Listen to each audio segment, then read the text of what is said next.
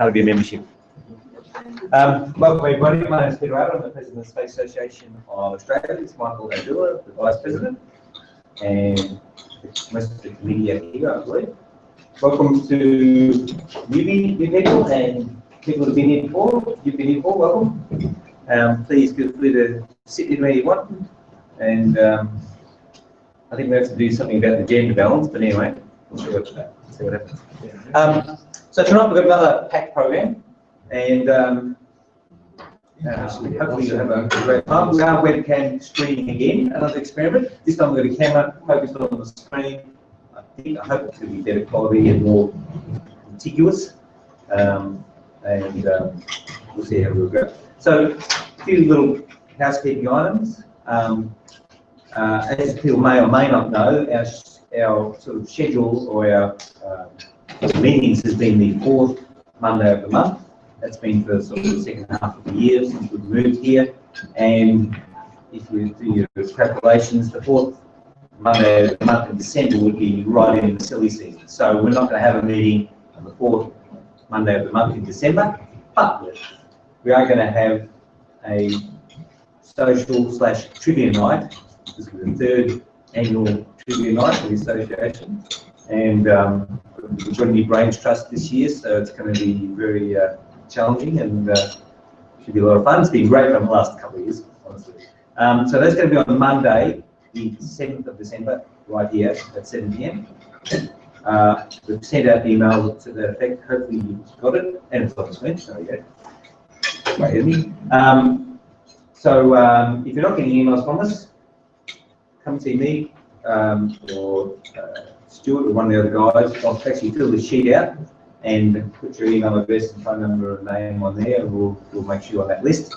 And it should be a lot of fun. And friends, family can come along free. We'll have dinner, we'll have a bit of fun, and so that's great. Now, as you probably are aware, Buzz Aldrin, Apollo 11 astronaut, Gemini 12 astronaut, Apollo 11 astronaut, second man to walk the moon, is coming to Australia. He's going to be doing a one-night speaking session in Sydney on December the 27th, Friday the 27th. Did I say December? November. Thank you. November the 27th, Friday night. Tickets are being sold through Ticketmaster, and we've got different levels of seating, closeness to the stage, etc. So they're selling quite well. I checked the other day, and I'll tell you what, there weren't many seats left in Sydney. I didn't have a look at the Melbourne. I think it's about the same. So it's going very, very well. I think probably will be a seller by the time we get to the date itself. Now, as you probably are aware, we've been working pretty closely with the organisers, and part of what the work we've been doing with them has resulted in is us having 3 sets of double passes, premium double passes, 2 for the Melbourne, two sets of double passes for the Melbourne event, which is on Sunday night, the 29th of November, and 1 double pass for the Sydney. And so we're hoping to recruit across the border, get a few people involved in New South Wales, South Australia. We've got a Tasmanian member. We've now got a couple of New South Wales members. I checked the database just yesterday, so we're starting to build our presence. Hence the concept of having webcams. I'm not sure how successful, how many people are going to plug in and watch it. Maybe hardly any, but maybe quite a lot. Just to let you know, I mean, this is a pretty unique group in Australia. I don't believe there's any group like us in Australia meeting on a regular basis with this number of people, this amount of content. Yes, there's Mars societies and other sorts of people. They have different types and different scales of meetings, but I believe we are the biggest and the most active group in Australia. So it's great that you're able to come along and join us, and as I say, we're trying to spread the love in the state. So, important thing for you people to be aware of is if you're a member of the association, you're automatically in the draw to win a double pass. If you're not a member, well, you can join the dots. It's a pretty good chance of winning, especially if you're willing and able to travel to New South Wales. There's not many people going to New South Wales, so hey, $49 airfare when you play might be worth it. Anyway, so it's going to be a lot of fun, and we're looking forward to seeing Buzz. Now, it's not just going to be Buzz standing there pointing at a picture of him on the moon and a picture of Mars. We're sort of working with the promoters or the producers, and it's going to be a little bit more theatrical than that. It's going to be involved in his history, the mission itself to the moon that he participated with Neil Armstrong and Michael Collins. But then, of course, his big focus, and you probably hear a lot of the news about what he's doing, is his mission to Mars concept. He's got some concepts about how we can do it, why we should do it, when we should do it. So it should be good fun. And to be honest, the guys are getting on in years, and probably ain't going to be coming down this way again. So if you want to see one of the 2 people who landed on the moon, in fact, any of the moon orbiters, they're all getting on. So any chance you can grab, I think, grab it to be involved with those people. So some incredibly smart web developer, me, put this countdown clock. So that's the countdown. You've got to have your membership in by midnight, November the 3rd. Actually, 1 second. And you can do that online. You go to the website here, click the links, and you go through and you create a Tidy Club account, which is kind of our free database thing that we use to manage memberships, etc. And part of that is a payment gateway, so you can just put your credit card in, etc. However, if you don't want to do it, you can't do that. Certainly come up and see myself or one of the other people, our Treasury Steward is informed over there, he will take the money throughout the day, and we can process all of that. So once again, are those digits 08 or 03? Which one? 08. Oh, and it's impossible. Because 8 million seconds is about. No, that's days, hours, seconds. Oh, sorry. With the bottom line counting second, I can't see that. Days, hours, minutes. Oh, it's in about 1 point font from here. Okay. 8 days. 8 days, 4 hours, 36 minutes, and 39 seconds. Okay, good. So there you go. So, with that, we've got any more reviews of what's here? Okay. Now, we're in discussions with the RSL here, and I think we've got the consensus last month from most of you that most people are pretty happy with this venue. It's got the convenience and the facilities that we kind of like. So we're in discussions with the management here to extend our run here next year. I think most people felt Monday night was okay. Was that right? So don't break anything or we don't get our bond back. So basically those discussions are ongoing, so once we've got a commitment of the decision, we'll communicate those to you. Well, obviously, for people that are familiar with the old venue, we used to meet on the first Thursday of the month. Really? How are you? But now we've moved to the 4th Monday of the month, so I think that works pretty well with most people. Although, all right, so tonight we've got a couple of guest speakers. One of whom is not here yet, but he's on his way, and that is Angelo De Grazia, long-time member of the Space Association, and he does our regular monthly New Space segment, so he's always full of information. He's just come back from Europe, and he went to Peenemünde, the site of the German B2 rocket development base, etc. So that's really fun. But first up, we have Ashley Hill, who's a member of the Space Association. He's also a member of the Triple Rocket Group, and he's got a new startup venture called Garage Space Laboratories. And I'll let Ashley explain his mission. Oh, yeah. Thanks, There's a Ashley. remote to the slides. Oh, do you want the remote? That's not it. Is that it? You have it? Oh, I'll sit here and tell you.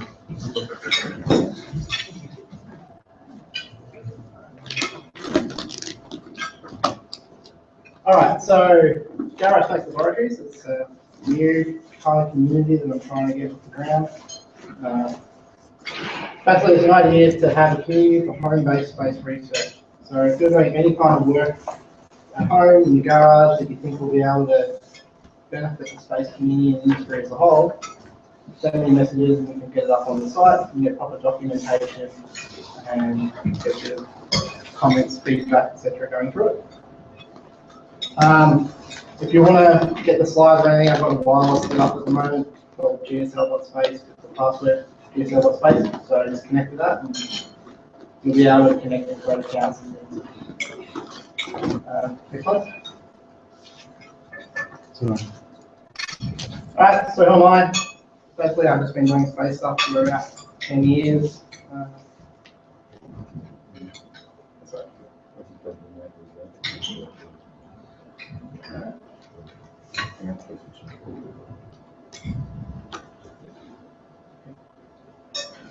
Alright, so I'm a bit of a space enthusiast, and I'm trying to turn myself into a bit more of a space advocate.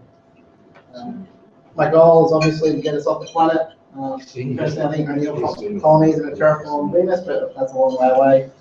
And I'm interested in everything from electronics to rockets, building designs, pretty much anything to do with the human condition that we use when we're going through space. Over the past couple of years, I've been trying to get myself the community projects going and up, so I've backed quite a few things. I'm not going to go through them all, but if you're interested in any of those things, give me a call too. But if you have anything that you think you support that's not on there, obviously let me know and I'll look into it, because I'm trying to make a list of projects and things that people think. How do you support SpaceX? Just curious. I'm going to buy shares when they come out, but I bought a bunch of their merchandise, including little rockets and things that are pretty cool. How much have you given to -1? About $200. Just I'll give it to me.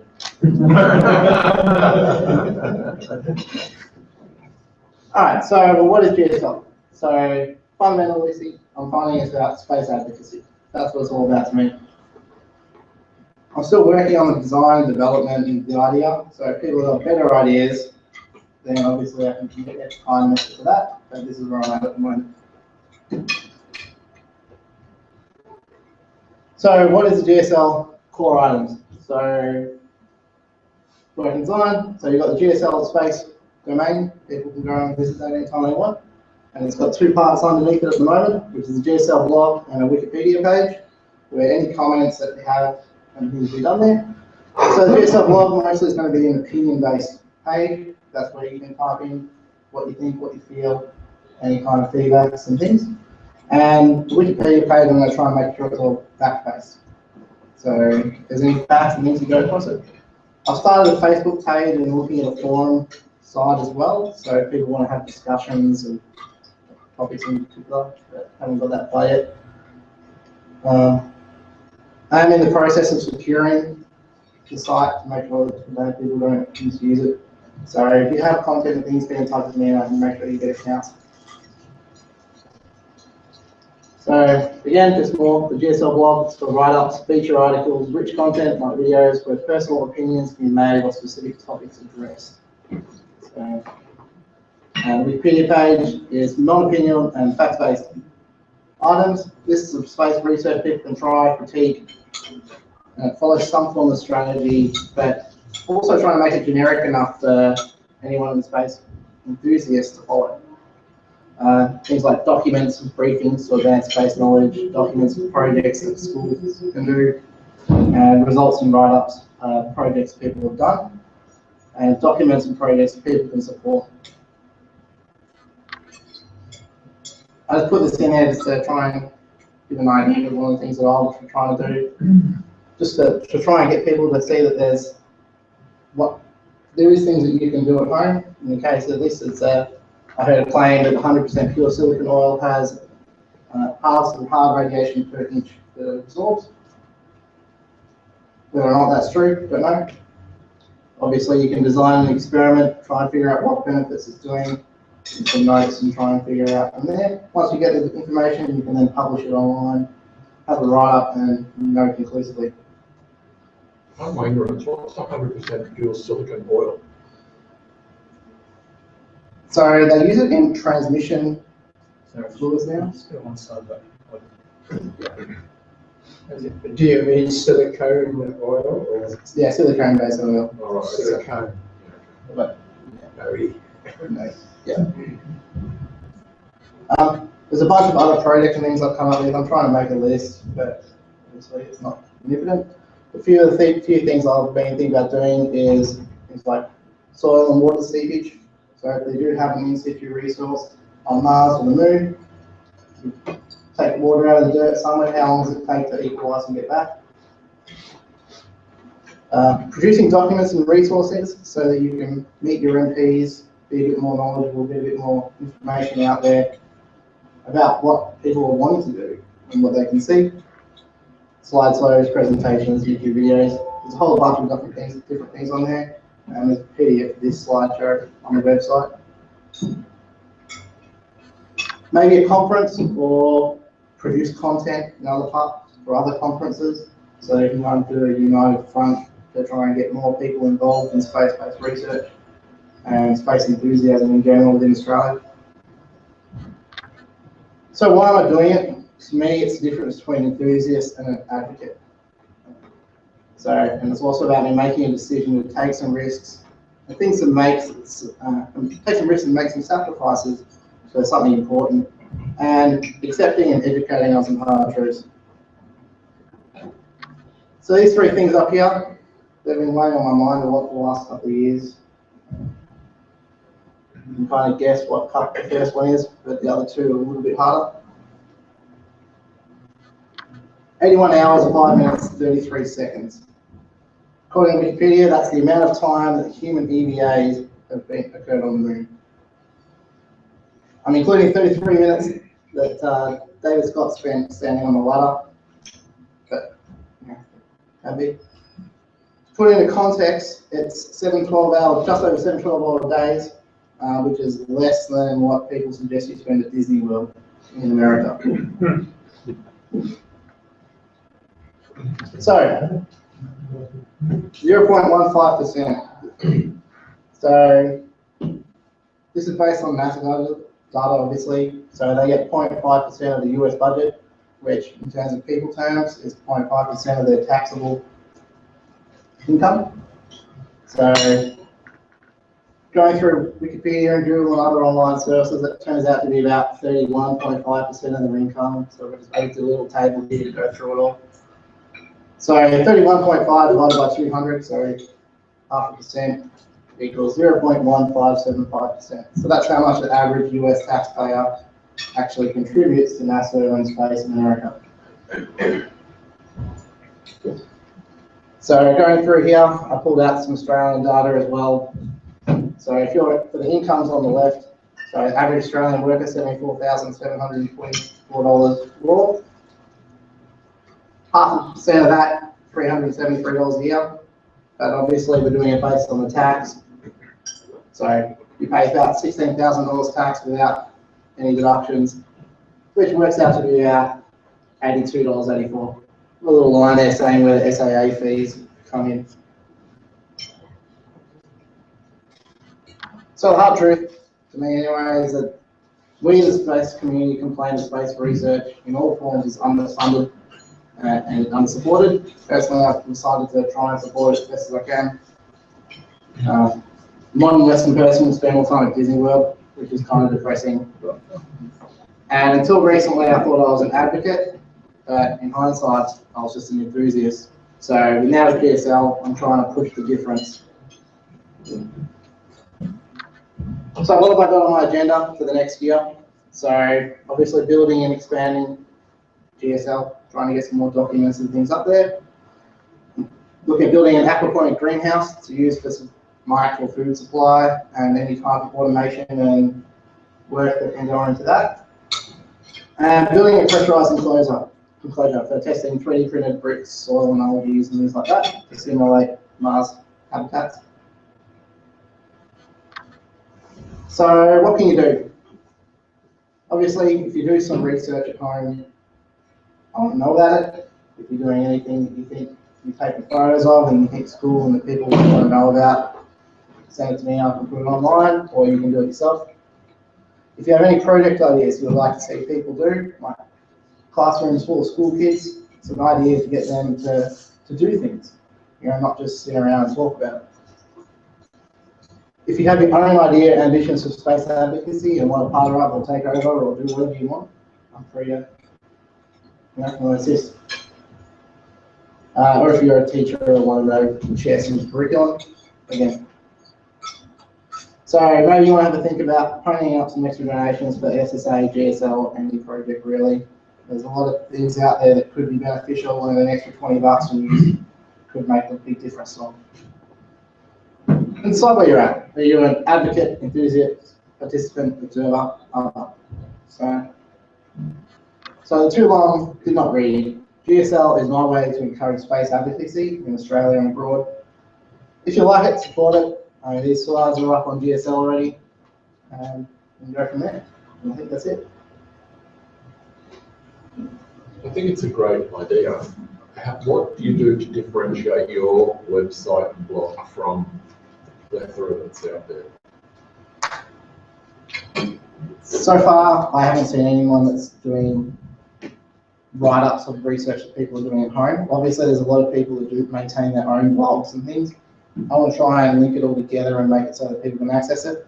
Again, it's started off as the stuff that I want to write up on for me, and for a little bit more overhead, I can do write-ups for other people as well.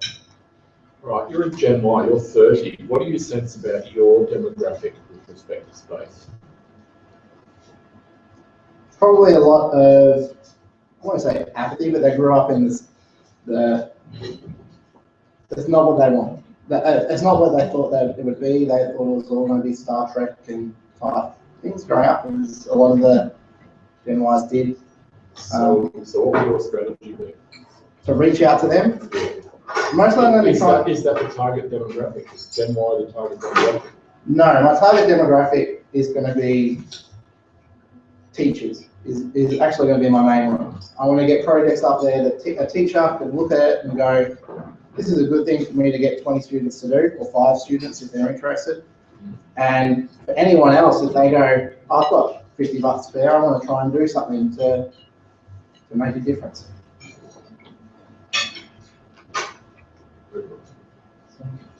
I've got more, but I'll give someone else a go. Do you have any communication with Martin Rankin Hospital, VC? No, so I haven't really touched base until I get it all launched and people can create their own accounts and configure all live and things. I was not going to start reaching out to teachers and schools. Obviously, there is a lot of curriculum out there already. I do have friends that are teachers that I've talked with about, and obviously, if I can get access to their curriculum and get their projects and photos and write-ups and videos and get all of that resource underway, and obviously, I'm going to do that once I've made sure that the hackers can't do bad things. Is there a bias at all towards Australia, or is it? I'm going to try and not make it. I'll try to make it global. Obviously, there will be bias to Australia, at least to begin with, because from and that's where a lot of my community will be focused. But no, I'm going to try and make it unbiased, particularly in the fact-based sections. What? It's just that, like, take Australia. It's just wasn't aware of the Melbourne New program that they presented last new settlement program. It'd just be great if there was a repository of that sort of stuff. Yeah, I well, mean, there's so much going on in the US that there's so many ways to find out about it. There's stuff going on here, and nobody knows. yeah. So my idea is that, with particularly the forum and the Wikipedia page, is to get in touch with people in America that are doing the research, get a write-up from them about their project, put it on there. So, I mean, we all spend a lot of time trawling the internet and looking at things, but you don't know what research is going on and what people are doing with that. So, for me, to try and get it all in one spot so I can at least look at it, and everyone else can look at it too and benefit from it, then great. I can say something about the curriculum stuff. Andrew's been a teacher also. The curriculum is broad enough in the sciences and in physics and in other areas too, to let you teach within it almost anything you want, as long as you're within the broad curriculum guidelines. So local schools derive their syllabuses from the Australian curriculum. That's what they're meant to do. But within that, as long as you teach to the Australian curriculum, if you want to teach about the Apollo program or Mars One or whatever, you're entitled to do that. So all those kids out there are waiting to be captured, for want of a better word. It's hearts and minds stuff. So Yeah, well, if you can convince teachers, because because I'm training to be one at the moment, so I know this, then that's a great thing. So when I tell people projects that I'm working on in my garage, they all get really excited and want to come look at it and see it. And that's where this whole idea has come from. So the idea is to get any one of you, if you've got your kids and you want to, you know, you've got your nieces and nephews over for a couple of hours and you want to show them something cool, then maybe try and get the STEM and the STEAM stuff going with them. That's the idea is to try and get education and progress. STEM, everyone knows what STEM is. STEAM is a new American acronym. They've added an A into STEM that included arts. So it's now science, technology, engineering, arts, and mathematics. Yeah, it's STEAM power. Just going to, when you say you do project research, rather, what sort of instrument, what sort of resources you have to test them? How do you test it? How do I test the things I know? Obviously, that's part of the design of the project. I do largely based projects, but this is really me going to focus on taking all the projects that I've been put on my shelf and actually turning it into something that's doable. Obviously, if people want to do their own, they've got their own things that interest them, then they can do that way. I'm seeing people like, I do a lot of stuff with the IT security community, and a lot of people have so much stuff lying around that they don't know what to do with, and old technologies. That's like, well, if I can, you know, take a computer and drill a hole through it and see whether or not you can fix it. You know, simulated meteor impacts, whatever you want to do. And just documents, lots and lots of documents. So resources and things. So we've got a lot of knowledge in this room and community in general, but whether or not we're actually communicating that in a way that the public can absorb and that Google can catalog and not return, you know, 1 million results of conflicting opinions. Have you considered, maybe mention, I wasn't even the whole thing on this, but an incubator for people, kids, students, whatever, building experiments for flight on rockets? And do you know a bunch of guys in Australia that build rockets and fly them? Yes, link the two together. Definitely an idea throughout there. I mean, I'm talking Tripoli. Yeah, obviously. So, yeah, totally. People could be doing projects and things to do it. I'll put that on my list of examples. Just to concede, like, you know, there's so much youth out there that have seen The Martian, and all they see is PowerPoints and things like that. For them to actually go to school, build something, and then the next rockets, I'm sure they know their payload's going up. Yeah. Wow. Well, we could do a cube or CubeSat type deal with Tripoli, big rockets and medium rockets and things like that. Just, you know, so they can test their little project to see what it's like and get some of the information. Because Esri's still flying the Sheffield. So, Right. No. yeah.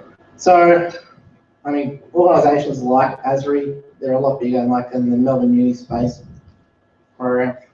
It's kind of not what I'm after here. Okay. Obviously, their research and stuff is awesome, and if they want to contribute parts of it to doing that, but the idea is this will be stuff that you don't need a team of 50 people that have been at uni for 3 years or more to do. It'll be little projects, little side steps. It doesn't even have to be at uni, you can take it into schools. I'm just thinking now, I remember, if you go back, my favourite place, you go back to the Apollo time in the 60s, there was a school teacher in England at Kettering Grammar School, and he convinced his high school students that we could build a radio receiver. There are all these new space missions up there all of a sudden. This is the 1960s. Let's see if we can tune into any of them. And they built it, and they did. And they not only became so good at it, they became almost a first point of call. They validated what Russian claims or invalidated Russian claims and things like that. And the Kettering guys became very big. This was a high school outfit. Became very good at space tracking of objects in the 60s. Software-defined radio stuff, which is getting a bit more techy side. It's not that expensive now. So for less than $1,000, you can have anything that can receive satellite communications. So that's some of the price. Obviously, the price is going down for that software-defined radio stuff as well. So a school project with 20 students, yeah, totally could tune into satellites and get the Globestar data as it's coming down. I have a friend who's building a moon bounce project, just doing it all by himself. Yeah. There you go. Yeah, so put me up with his details and I'll, if he wants to take some photos and have a nice write-up. And that way he can store the document online for all posterity and all eternity. Yeah, just backing up what Len said earlier, the main restriction is the expectation of the teacher's colleagues. For example, a curriculum may have a broad statement, and then because some people look at that and say, I have no idea what that means, they'll have, for example, you may do this, may do that, may do that. And many teachers will interpret that as not may, but must. You must do this, you must do that, you must do that. And you can't do anything else. That's a school by school policy. Yeah. Exactly.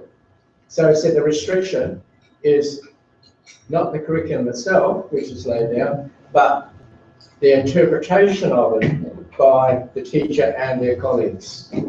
The other example I have, I think, further was scout groups and things as well. So, I mean, honestly, any type of, if you just want to sit in your garage or you've got something you've been thinking about doing for the last 20 years that you know that you could do at home and you want to put $100 in and start doing it, do it. Send me a Word document and we'll figure it out. So, Do you think you could also be a meeting point for crowdfunding? That's from that sort of stuff. Like, you know, I've got an idea, or someone's got an idea to build a module that could do X, Y, Z. could be. Publicise it on your site. How about we kick some money in, get it? Maybe you have half a dozen projects and get into the vote, and then. Yeah, so I created a bank account to try and play with the idea of getting people, you know, they make a donation to GSL, saying they want to support some group or project or whatever, and, you know, I made it happen. Obviously, you've got trust issues as part of that, you have to have open books and tax implications and things. So I haven't decided how far to go with that side yet.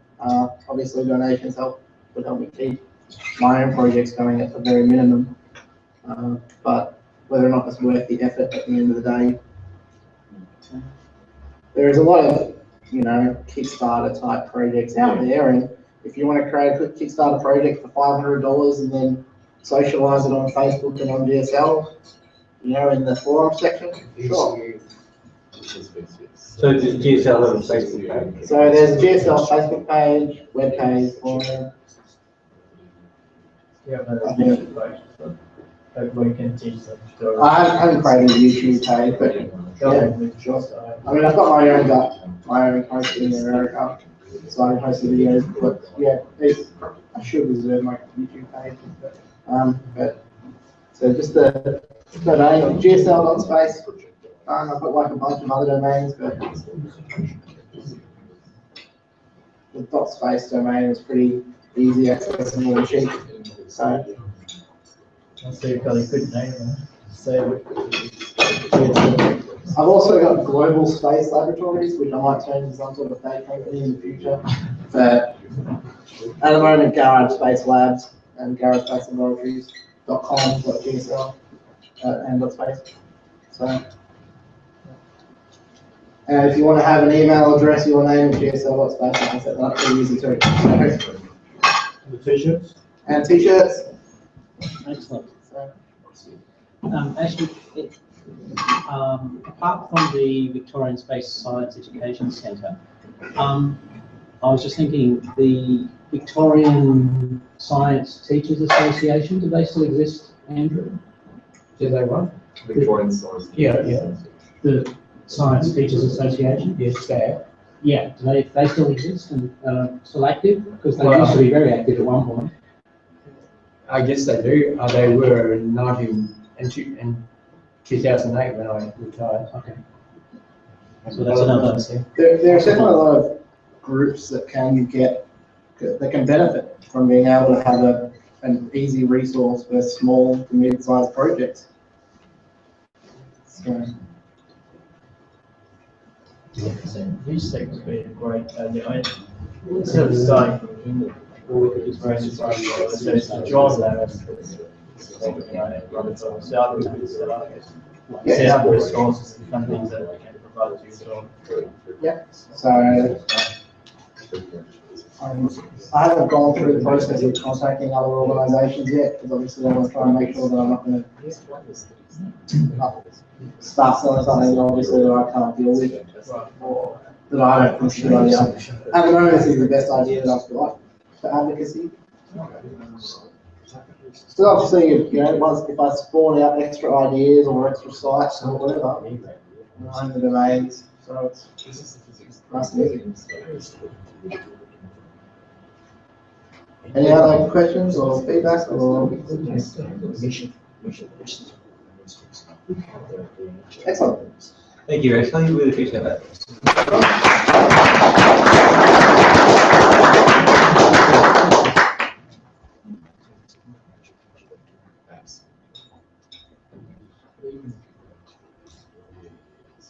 So, sorry. Are we going to new space then, or? Yeah.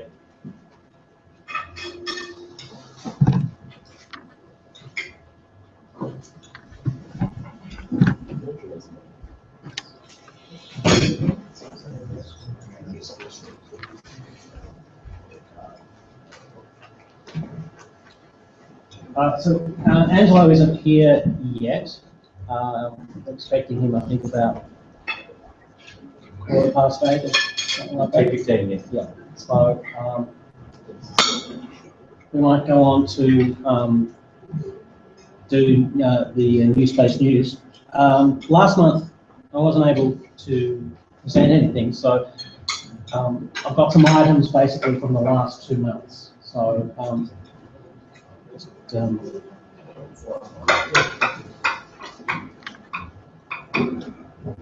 so we'll start out by looking at some of the developments around the commercial crew transportation project. You probably know that the Boeing CST-100 has been given an official name, the Starliner, and this is the graphic that they came up with, and this is now the mural that's been painted onto the front of the Orbiter Processing Facility number 3, which Boeing have taken over, and at the Cape. So this is where they used to refurbish the shuttles and get them ready for launch. Is that the same image as it was before? Before, how do you mean? The image you had slide there? Yeah. Get back to Basically, that. yeah. One thing I noticed Yeah. is that it appears this is the Kennedy Space Center. It appears the Starliner is heading south. So maybe they're playing a secret polar orbit mission. That's right, that we don't know about. Maybe it's artistic. I think it's artistic. Yeah, you've got land and the sea are on their range. Going south. Is that the current pointing? That's the east coast of Florida, that's the west coast of Florida, that's south, that's north. Yeah. So it's heading south. Land on top of the VAB. Oh, okay. Wait, Yeah, the left hand bit's water, the right hand bit's land. You got it the wrong way around. no, I haven't. No, that's. Land's on the right. The land's on the right, water's on the left. No way, that's a Kennedy Space Center, that's Yeah, it is. Cape Canaveral there. That's Yeah, water, correct, that's but land. upside down. No. The water's on the left and the land's on the right. So is that an island or? You're looking south. It's Florida. It's Florida. So It's meant to be Florida. It's Florida looking north. It's looking The north. Atlantic Ocean on the right. That's Okay, watery stuff, that's land. Okay, that's flat. Gulf Okay, of yeah. Mexico. Yeah. See, Atlantic. Yeah. And Peter, put your hand up there and I'll show you Lake Okeechobee. Yeah. That one. Yeah, That one, yeah. that's it, yeah, got it. Right. We're I'm glad we got that sorted. We resolve all this stuff. Someone write it down. Very accurate. What's the mistake? So, Whatever, we've got a lot of discussion tonight. so this is, yeah, so this is now called, the full name is the Boeing CST-100 Starliner. Now, this is inside the OPF-3, or what was the OPF-3, but Boeing give it some other fancy name, which I can't remember at the moment. This is inside there, and they had this big, launch of the name, all these dignitaries there and so on. But I wasn't able to find any other pictures of inside this facility or any other video that showed anything beyond talking heads and so on. So if anyone has seen anything or has found something, all I was able to find is this video here, and it you'll find that this image here sort of lasts for all of a second or so, and that's the only, the rest is sort of animated and computer graphics. But just to give you some sense of the launch. Meet the CST-100 Starliner, a spacecraft designed and built by Boeing in partnership with NASA's Commercial Crew Program. Designed to hold 4 astronauts and pressurized cargo, the Starliner is one of 2 systems NASA chose to re-establish an American capability to launch crew members to the International Space Station from American soil. The Starliner will be assembled and processed at NASA's Kennedy Space Center in Florida. The Commercial Crew and Cargo Processing Facility, formerly a space shuttle hangar, has been revitalized to meet the needs of a Starliner assembly line. Along with SpaceX, Boeing is revolutionizing the development and operation of human-rated spacecraft to make spaceflight safer and more cost-effective than ever before. The effort will allow research on the International Space Station to double, which will help NASA find solutions that astronauts can use on our journey to Mars.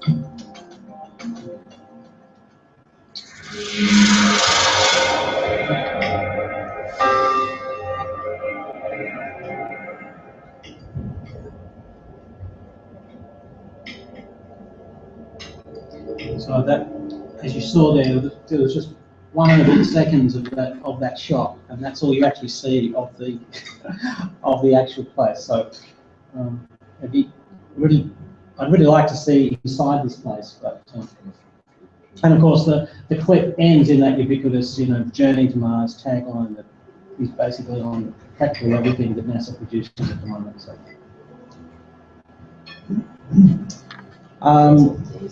Not to be outdone, within about a week of that naming launch, SpaceX released this video on the inside of their Dragon V2. So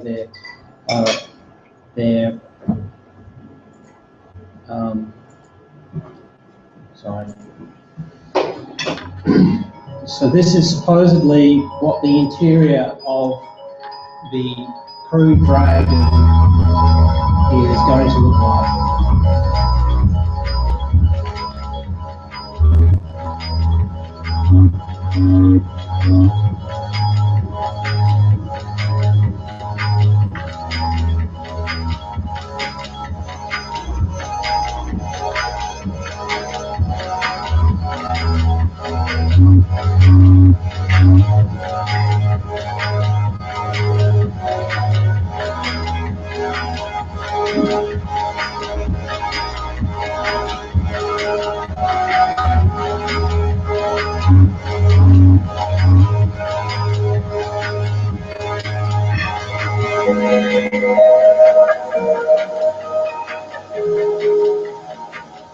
So essentially, it's what inside of Tesla.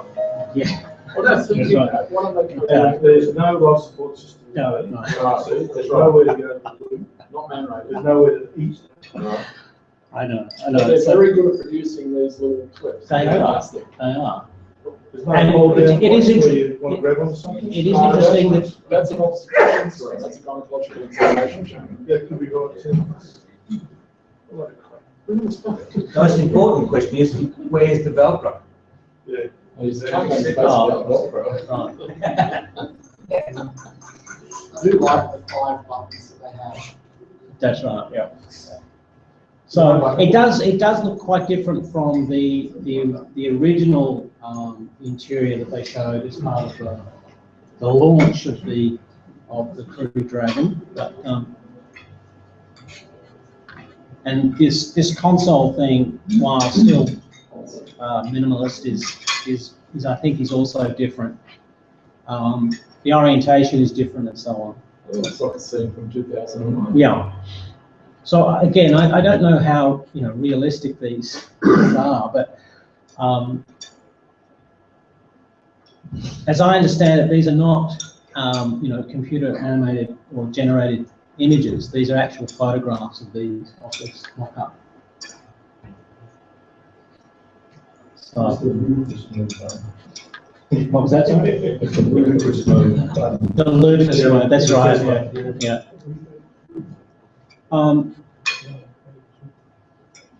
Just to show you the again, always computer generated. This is what pad 39A will look like when it's completely ready for launching the Falcon Heavy. In fairness to Elon, he's had the largest consecutive number of successful computer-generated launches of anyone we've seen. That's right. Except for perhaps Kerbal Space Program. There you go. No, no. So, and the other reason for dropping this slide in is that the first test launch of the Falcon Heavy was meant to be sort of November-ish this year, and that slipped to early next year, is as good as we know at this point. So you know that we've seen before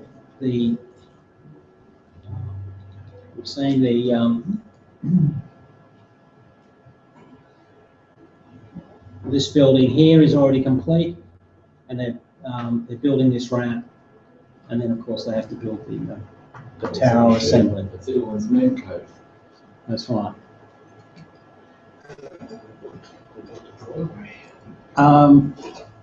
Now the next launch of the Falcon 9 is going to be an enhanced version of the rocket. It's kind of unofficially being dubbed the Falcon 9 version 1.2. They've been flying version 1.1. So apparently the Merlin 1D engines have been upgraded to produce 15% more thrust. They're using something called propellant densification, which is introduced to increase the fuel load. So I assume that means they're packing in more fuel in small space, but maybe someone knows. They're cooling fuel. They're cooling kerosene. Ah, right. That's what I do. Right. That's what I believe. Okay. Michael, Yeah. the unit there, 210K, Yes. is that kilonewtons or pounds? Trust. I don't know. I believe it's 1,000 pounds, but I'm not sure. Yeah, a bit more, yeah, all right. Yeah.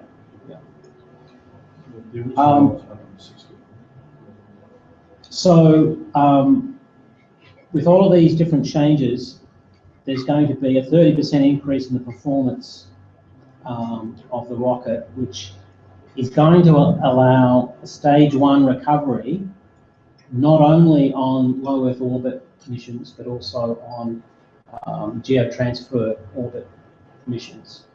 So in the past, you'll remember that all of those landing attempts of the first stage, where they tried to recover the first stage, have always been on low Earth orbit missions. So missions to the International Space Station, or missions to launch some kind of satellite that doesn't need to go into geostationary transfer orbit. What they're wanting to do with this is basically make all flights, all missions, able to attempt to recover the first stage. The second stage has got some enhancements as well, including increased engine thrust, a longer nozzle, and a longer second stage overall, which enables them to carry more fuel in the second stage.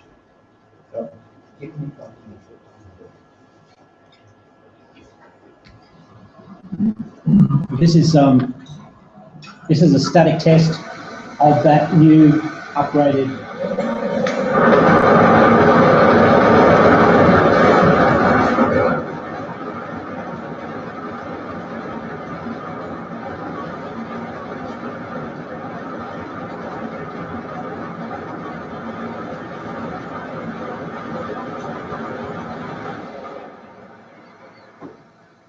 So that's a short duration test, static fire of the new upgraded Falcon 9 first stage. In the next day or so, possibly overnight, we're going to run a full duration static test of the first stage in preparation for their return to flight mission, which I think is going to be now in November, end of November, 24th of November, I think it is. And they're going to be launching 11 Orcom satellites. The other thing that's happened in the last couple of months is that they've moved what they call the Dragonfly, codenamed Dragonfly, which is the crewed Dragon test article to the McGregor testing facility. And basically what they're going to do is test out the Super Draco engines, and basically it will be lifted up on this crane, and the engines will be tested. So that's to prove out those particular engines, and the whole purpose of them, or the main purpose of them, is to do the propulsive landings. So that will happen anytime soon, and there should be, hopefully we'll get some video of that. And yeah, that's the whole aim of this thing. You'll remember to be able to recover the Dragon via a propulsive landing.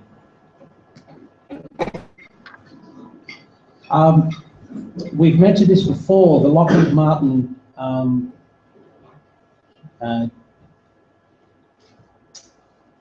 Jupiter spacecraft, an exoliner cargo carrier.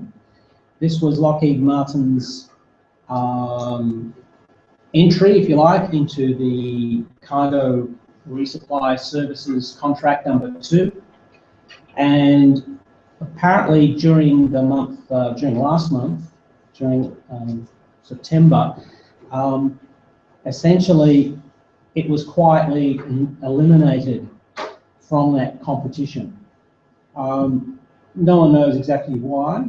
The decision wasn't disclosed publicly, but apparently they withdrew, or they were withdrawn, I'm not quite sure which, from the CRS2 contract competition. So again, that's something else that's been delayed, and hopefully there'll be some announcement on that in November, but that continues to be pushed back as well.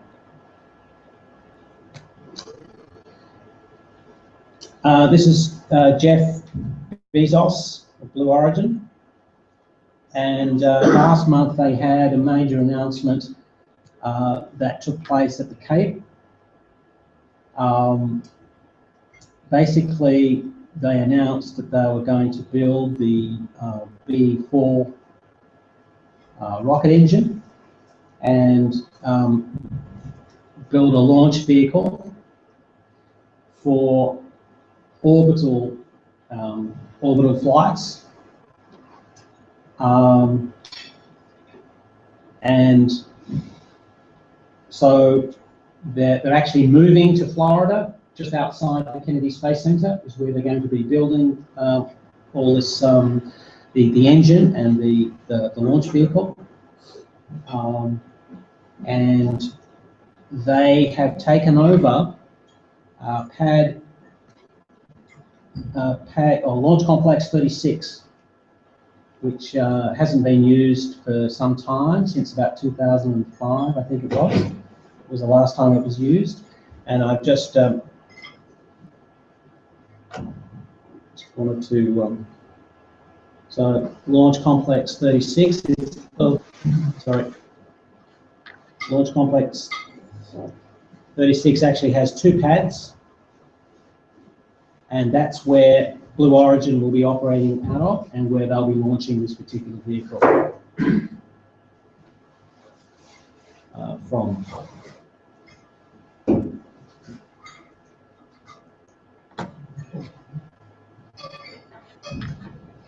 Now, again, this happened at the beginning of last month. It's been so long now, I've forgotten the name of the spacecraft that was launched. But I just wanted to show you because communication satellite. I believe so. Yeah. Yeah. I think it was an Atlas 5 launched this. But just wanted to show you the beautiful cloud formation that it was launched before dawn, and there's a long exposure shot of that. But again, I don't know whether anyone saw this, but the atmospheric conditions were such that it actually went further than this, and there were all these sorts of reports of UFOs and what's happening, and made the news in the US, because this is what people could see in the night sky.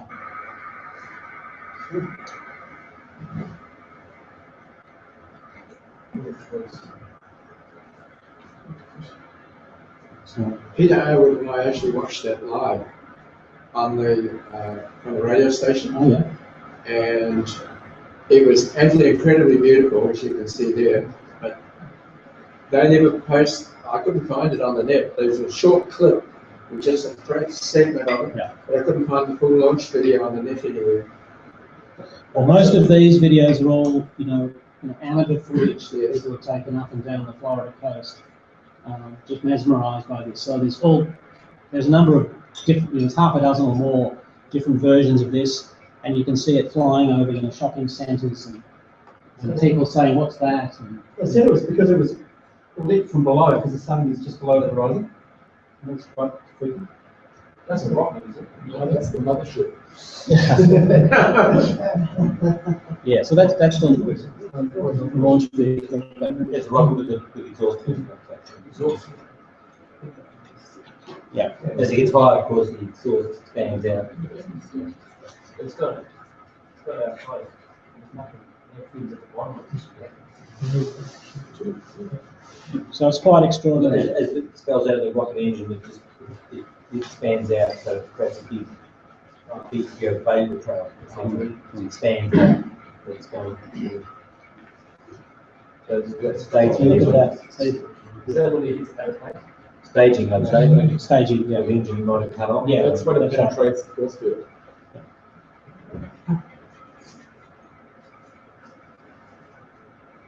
So that was, yeah, I just thought people might be interested in that.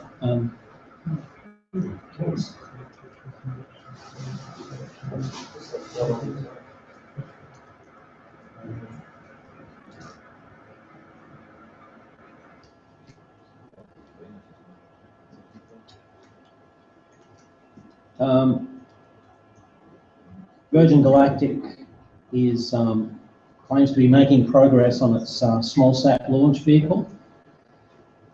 It's carried out some test firings.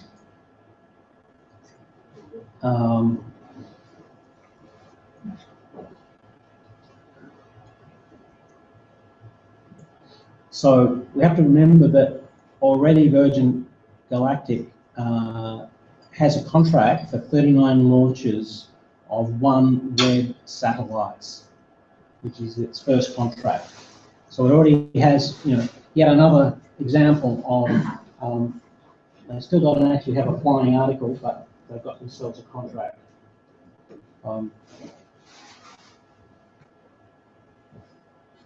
Now this is one of the Google Lunar X Prize teams. It's the Israeli one, Space IL. It's become the first Google Lunar X Prize team to produce a verified launch contract for a 2017 mission. They've gone with SpaceX Falcon 9, and as a result, the X Prize people have actually extended now to the end of 2017 the competition. They keep kind of moving the goalposts further out. Yeah, it was going to be December this year. That's right, and now it's being pushed out because this is the first team that's actually verified a launch contract.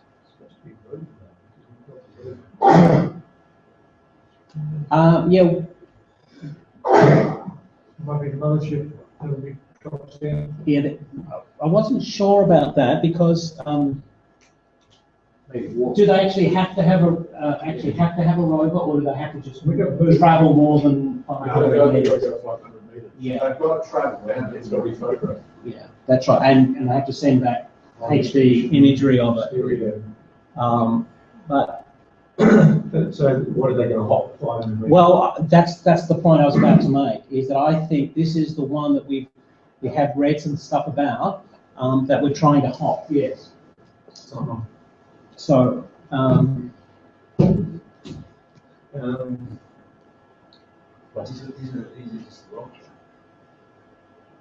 But as you can see, there's no kind of, at least on these images, there's no sort of rover vehicle at all. And you could imagine, although I don't know how successful it would be, but you could imagine that these pistons here may be able to produce some kind of hopping motion. But, but I think it's a rather. It'll fire as fast as it. Yeah, well, yeah. So. Anyway, so.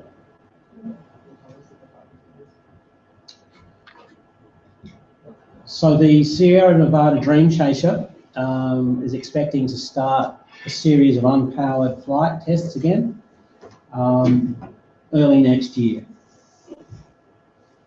It's so it's continuing with its with the Dream Chaser project, and it still hopes to be able to have a crewed version of the Dream Chaser, but they're also putting a lot of effort into developing a cargo version, and they are definitely still in the CRS2 competition, and Mike, do you know how many are still left in? no, I don't. No.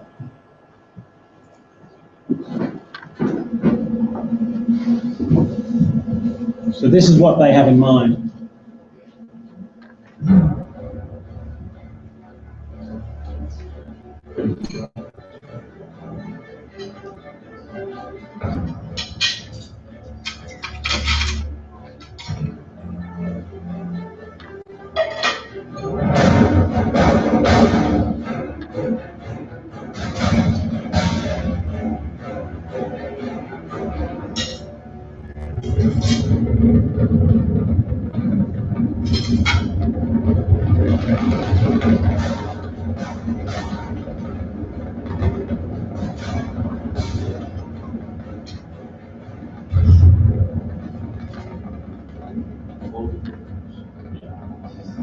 So the cargo version has the following range.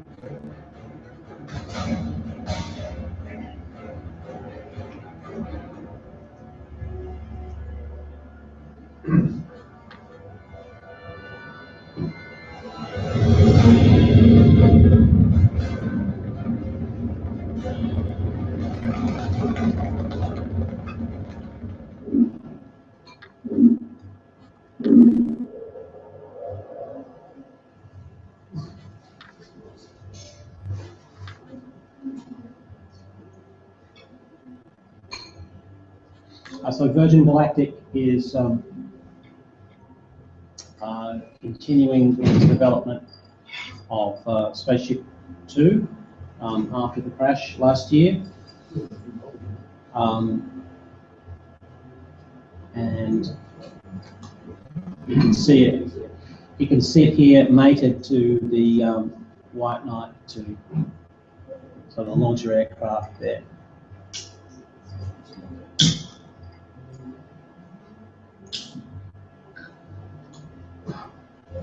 So yeah, that continues, but we don't, as usual, there's not much in the way of detail about what's going on with any of this stuff.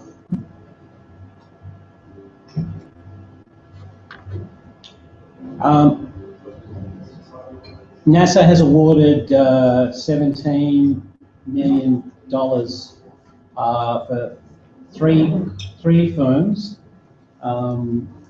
for contracts to develop launchers for tailored for launching, CubeSats and other microsatellites into orbit.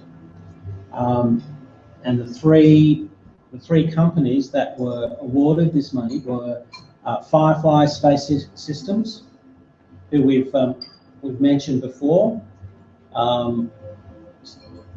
Supposedly very cheap, rapid turnaround launcher. Virgin Galactic, Launcher 1, which we saw earlier, and then the Electron, the Rocket Labs from New Zealand. So again, we're in that situation where we still don't have any flying hardware for any of these, but they've managed to get decent contract from NASA. But obviously, the whole idea is that it's trying to encourage the research and development of these particular launching systems. Just an interesting point, Mike. The Firefly has aerospike engines. That's great. Yeah. Which are, if you can remember, a few years back, Venture Star, Lockheed Venture Star. The engines weren't the problem in that particular program, but they're a novel engine that will be interesting to see how they work. Yeah. Is it the, so it's not the same engine that are not Venture Star? No. Modified diversity that they have to take too. Yeah.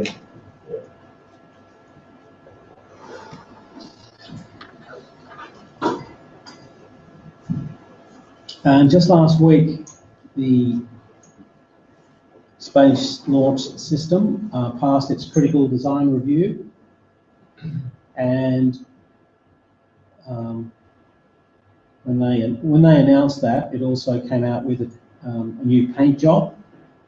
So you may recall that Is that a paint job That's or not a paint is that a lack of paint job? okay. That's no paint. I'm just asking, is it a lack of paint job? It's the actual insulation. It's the same sort of stuff that was on the external tank of the space shuttle. That was, Yeah. that was always going to be made, that decision, because the paint adds weight. That's right. That's right. They save £10,000 or something just for painting it. But remember, you recall that the original concept made it look like a little bit like the Saturn V, all white with stripes and stuff. But this is apparently what they're looking at, and it's even complete with these little GT stripes on the side there. And they released these images. What's the particular made out of? It's just fun. It's fun. It's big, it's sharp and steel tank. Yeah. Hopefully it's improved so that it doesn't fall. So that doesn't make it go. Well, it's still probably not a good thing. So Michael, No, it doesn't matter. this is pretty much unstoppable now, isn't it? Well, now that it's got to critical design review, it's passed that. Yeah, it looks like it will actually go ahead. The next thing for that is the flight readiness review in 2017, which means they're into manufacturing. Yeah. They've started manufacturing all components of it. That's correct. So even Washington can't stop it now. Well, no, Washington can stop. Oh, yeah, we've got to remember the Aries. Yeah, that's true. Aries actually flew, isn't it? Yeah, Aries is totally different, and I've got to tell you, when they didn't even get the critical design review, and they had about 10 major issues, technical issues to overcome, which they couldn't even solve at the time. And that was part of the decision why they dropped that whole program. This has run a lot smoother with less critical issues, and now it's gone through its CDR, which means it's resolved, or it's pretty much its technical problem. The thing is, so that when they cancelled Aries, based on Lynn's question, even though the program was cancelled, the spending wasn't cancelled. So they spent another $500 million or something like that before they actually stopped development. That's right. Right. I think with the Aries 1X test flight, they proved they could overcome most of the issues. The biggest one was oscillations. But that was Aries 1, that was the, that's the SRB. The Aries 5, which was, had a lot of technical problems that they couldn't overcome. So that helped kill it off, essentially. Well, it's a burner when we need it. Yeah. I've got no Twitter. So they, yeah. Got burner on Twitter. So they released this expanded view as well of the Block 1. It's a financial inertia, financial momentum. It's time to be on it. Couldn't stop. And as you know, I think we've mentioned before, they've been testing the RS-25 engines. I've heard somewhere along the grapevine, I don't know if it's right, but they're starting to design a new, disposable versions of those. That's interesting. Well, they have to. They've only got 16 or something left over from the shuttle. Right. But at least they've they've started. confirmed 4 launches. No, but at least they've started. They're starting to do 3D manufacturing components for the It's a better engine, isn't it? It's not cool. Yeah. Okay. Do you have anything you want to add, Angelo? Anything else? So I think that's the only thing I don't have any slides for, and I'm going to get this all wrong. You know that some interesting developments in with regard to Aerojet Rocketdyne made a bid for ULA, $2 billion, which was rejected. And then a couple of weeks later, there was talk that there was going to be some kind of counter, another offer, a new offer. Nothing that I've read has indicated that that's eventuated. But then, quite interestingly, ULA then made an announcement that their solid rocket boosters, they were going to be made by ATK, Orbital ATK, which of course Aerojet Rocketdyne also make the solid rocket boosters. And one of the reasons why they were perhaps trying to get in on the business of ULA, so that they would have a market for their boosters. But basically, the ULA announced that they would be going with Orbital ATK. And further, ULA are going with Mr. Bezos and his BE4. Correct. And which again, Aerojet Rocketdyne are not happy with. That's right. They become second contender. Yeah. And it's even more interesting because Aerojet Rocketdyne have been arguing since then that the Atlas V, because it was developed exclusively for the government, the US government, should be open source, the design of it. They should be able to get access to its design to re-engine their own engines, which is to create a competitive rocket that's still based on the Atlas V. Well, ultimately, the competition is going to be a good thing. Are government or military rockets generally open source design, like the SAA Oct or something like that? They're not, but Aerojet Rocketdyne were arguing that because the government funded it, the taxpayer should have access to the design. And they would re-engine it with their own engines and fly cheaper than ULA. And so did they win all these? I think it went nowhere. And there's all sorts of military rockets. I would have thought the Atlas rocket was military. Well, that's why the government could always get out of jail and just say, this is military, it's national security, we don't have to release it. Okay, well, that's the end of New Space News for this month. And we thought we'd have a bit of a break, have a chat, visit bar, whatever. So we'll reconvene at about 5 to 9 or something like that. 5 to 9 minutes. 5 minutes to 9 o'clock. 5 minutes to 9.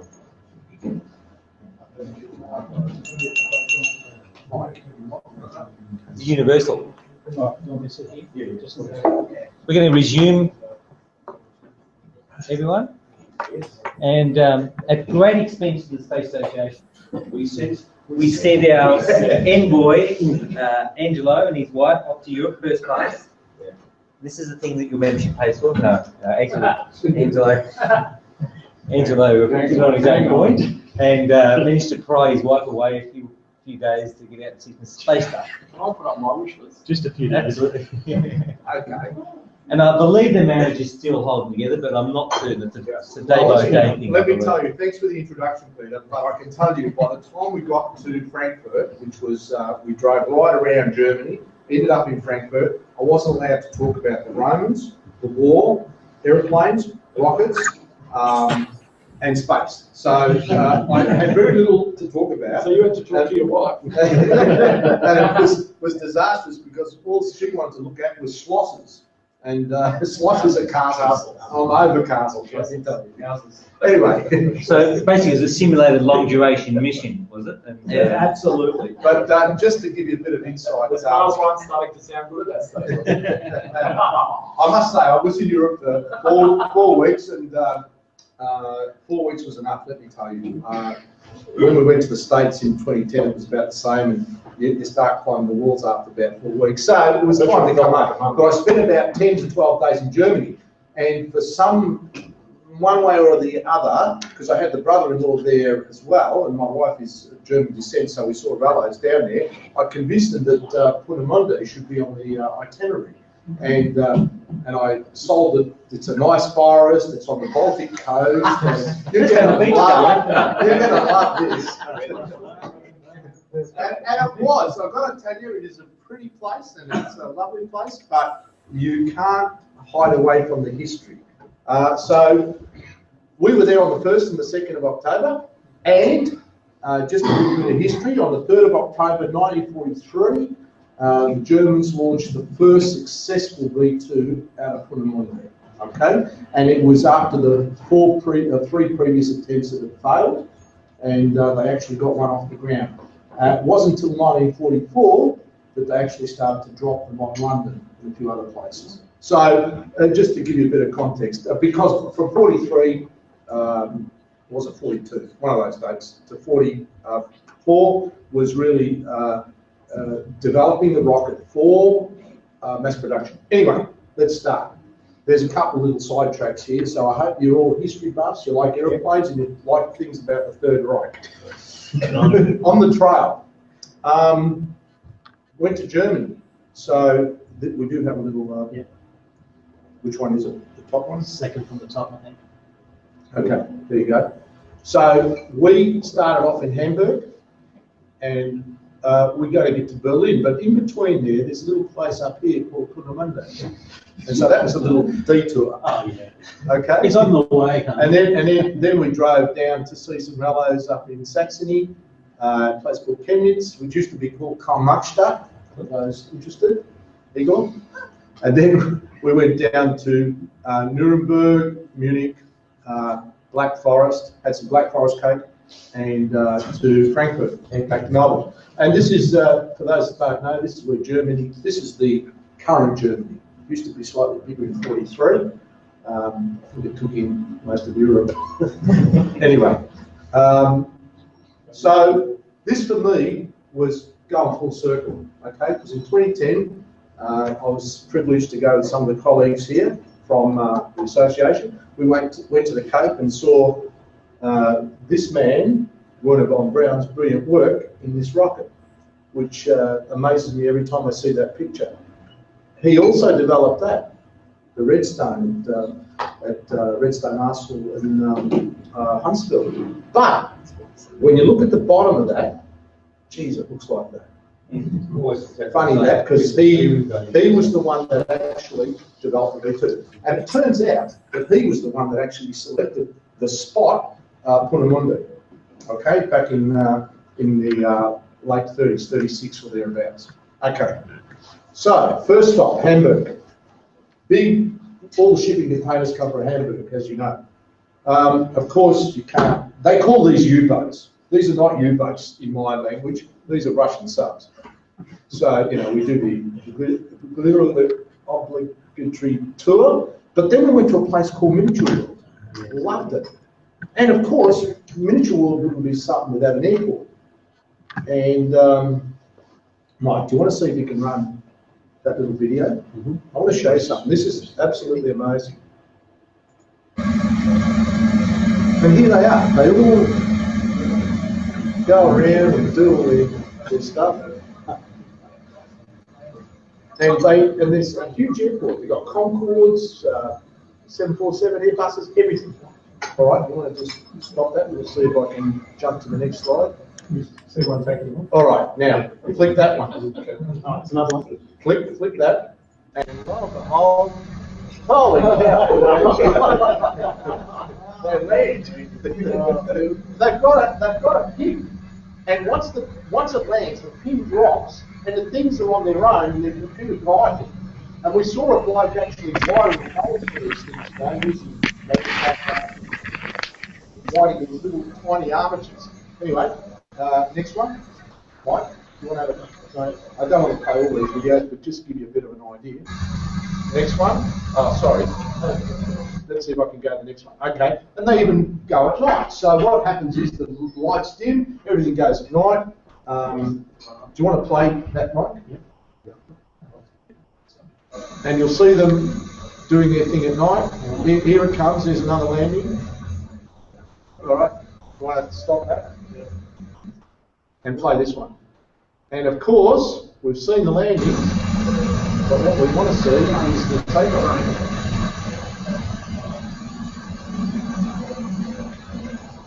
There you go. Those planes are about that big, quite right? They're really cute. Anyway, okay. So, what miniature world would be without a Cape Canaveral? And of course, would you play that? We're going to see it last time. So I spent a lot of time in this section. Watching it over and over again. Here we go. Is that the railway line that goes through the Kennedy Space Center? That's the one. Takes the Atlas missiles, or the Titan missiles as they were in those days. And when it gets to the top, it sits there for a while, and then they just let it, they just hang it, and it just drops down again until someone presses the button again and the rocket takes off. So that was really cute. Okay, so that was miniature world. And these are the propeller heads that run this whole operation. It's really huge. But these are all young kids who are expert at gaming, and they have them in there playing with all their computers and running everything, and they're having a ball. Anyway, How is the landing? Just successful or crash? The landing. Just before you move on, Angela, for those people who've been to Florida, there's a museum run by amateurs called the Space Walk of Fame Museum, Yes. and they in there have a similar type of interactive display on the Space Coast, and it was built by one of their members, or a few of the members, 20 or 30 years ago, with all these. Did you ever see it? I never saw it. Okay, because they had it at their earlier museum, which had more space. It was all run as a mechanical thing, and then they had to pack it away because the new venue they had was big enough. But I believe it's now back out on display.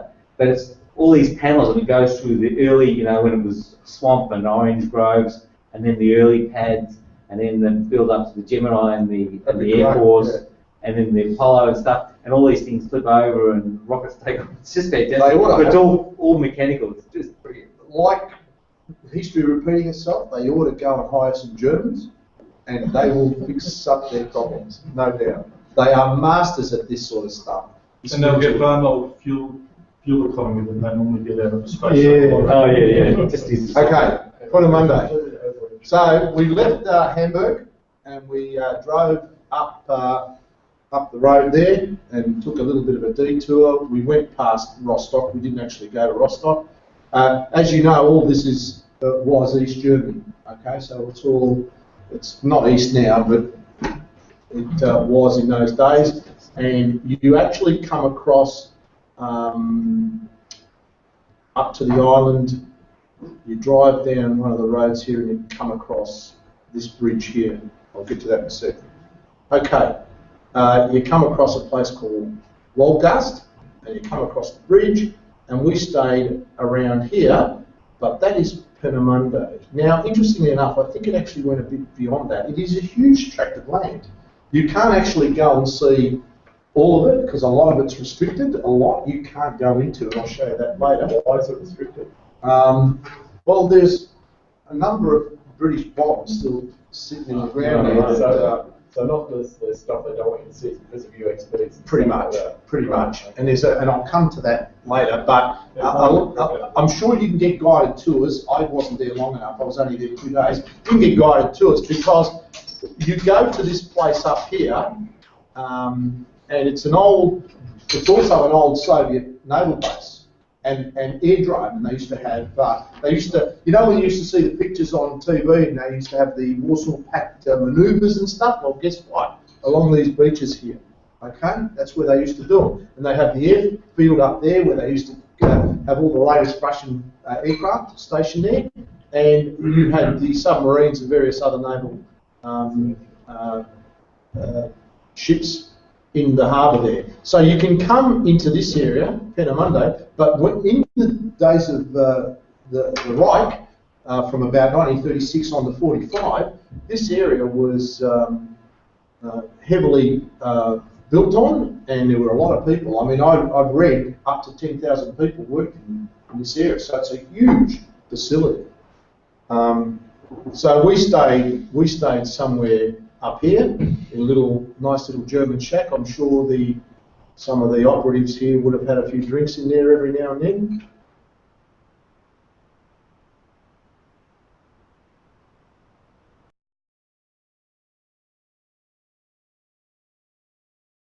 Interestingly enough, oops, go back. Go back. Okay, interestingly enough, there's the airfield. This is where you can come in to see what I'm going to show you. This is the only part that's got the museum in it. There are other structures which we didn't get to, and they're hard to get to. But this was what was called the Pad 7. No, power station's here. This is Pad 7. This is where the V2s actually, most of them launched from, right on this corner. And I'll show you pictures of that. This is where they had the production facilities. I'll show you those too. Production facilities there. And this was all accommodation. So, and these are test pads along here, and there are a couple there. And so the RAF obviously wanted to bomb the hell out of the place to prevent these rockets. They finally figured out something was going on there, in reality, in about 1943. And in August, the bombers came over. We're not just talking one bomber. The first bombing run was about 500 Lancasters, Halifaxes, 600 came in and did some damage. Anyway. Those circles there, kilometres radii, aren't they? Sorry? Those circles on that, I presume kilometres radius. Possibly. They might be miles. They might be miles. Circles are 1 mile apart. Okay, I believe you. But it was. Well, it's up there. Circles are 1 mile. Okay. Circles are 1 mile, correct. So where F is where that concentration camp. I'll get to that in a sec, but okay, so driving there, I know that our last Prime Minister wasn't really keen on windmills, said they were a waste of time and effort and coal was the better option, but I've got to tell you, the Germans have got to be everywhere, and I'm sure the Germans can't be that wrong. Oh, sorry, I had to take a picture of McDonald's. You can find that in here. Was that a Penrith? No, that was just coming towards Penamundi. This is the bridge that goes from Wolf, whatever the place was called, over the bridge, and then you're on this island. That's the island of, I've forgotten the name of it, but that's where Penamundi is. And that's my wife and Rello's. We're having a hearty German meal, and after 12 days, Sausage? you're really over the German food, I've got to tell you. And we stayed in this nice little place, real German place, and beautiful silver birches, which are everywhere, which we can't grow here. And of course, just to prove that I was there, Penamundi, and I'm my nav man, Penamundi. And I've still got it on as a favourite. Rubbish, that's just Photoshop. That's not bloody Photoshop. I'll show you, but actually got it. And then you drive up to the museum, which is where I showed you was the top left-hand corner where the naval base was, and you'll see this, Penamundi. It's on the big car park there, and the car park's huge. I'm scratching my head saying, well, who the hell's coming here? But apparently this whole Baltic area is a resort. People, it's not like some of the resorts we have here. It's a little bit down market from that, but it's still a very popular place for the Germans. They all go there. Berlin is only two hours away. So, so the car park was huge. We just went out of season, but often that's full. And of course, you spy over the fence, a little rocket just sitting there. Now this structure behind here is one of the few buildings that are left, and it's a power station. It was meant to be, 3 times the size, but due to war constraints, they only built a slightly smaller version of it. It's huge. It powers the whole of the facility at Penamundi, and it was to power the whole of this infrastructure needed for developing rockets. There's the museum. This structure that you see in the back is really for coal. They would deliver coal, put it on the structure, and put it in the power station and produce electricity. This is the museum. This is a blockhouse that is part of the infrastructure of the power supply to Penamundi. And you can see museum, Eingang, that's entry, sorry, and the other side is exit. You can see that some of the original work is still there, and of course, something happened there because they've got these pictures hanging around. Museum, Monday, and you'll see a bit of a story, because you can actually, if you really had the time, you could actually do a trip right around some of these facilities. I don't know if you, that's that A7 launch pad up there. There is still some structures there, but they're really, pretty, they don't tend to want to, what's the word, glorify much. The Germans are experts at preservation. They will rebuild things, I'm telling you, from scratch. They are fantastic at it. But there are certain things that, the memorials here will be about the concentration camp that was there, that built the rockets, okay? And so it is done in a very subtle, no way is it glorifying any of the, they don't call them Nazis, they call them National Socialists. So this was a couple of pictures, and you can see, read about the control room. This was a building that was adjacent, a paddock. There was a paddock next to it. Obviously had buildings, but clearly they'd gone. But this was clearly used by the Russians, because the Russians were here. This was part of their base. They used this for a medical hospital. That door probably goes back to the 40s. And this is this big paddock that I was talking about. And obviously there were structures here. They're all gone. This is a guardhouse. We tried to walk in through the gate.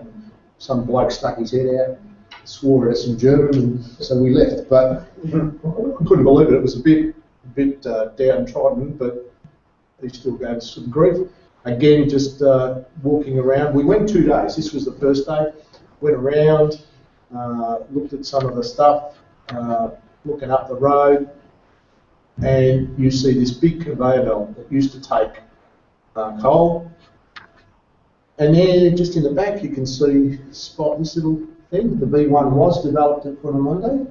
It's called the FI 103 or something. And this was the Agart something, A4, and later became the Miracle Weapon V2.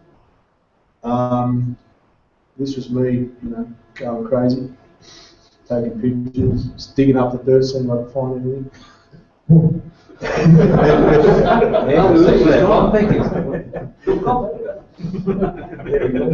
This is you about wandering around the site like that and this is, pretty much. This is at the wharf. We sort of walked all the way up, and we're at the water now, which is the harbour. And you can still see some of these structures there. And that's me and my brother-in-law. And this is a panorama of that view. And now we look towards the wharf, and lo and behold, what do we see? A Juliet-class Soviet missile-firing submarine, of course. And they call that a U-boat as well. It's not a U-boat, it's a Russian submarine. And of course, you can get your rock brassworks there, like everywhere in Germany. And that's probably a Russian frigate that was now a museum.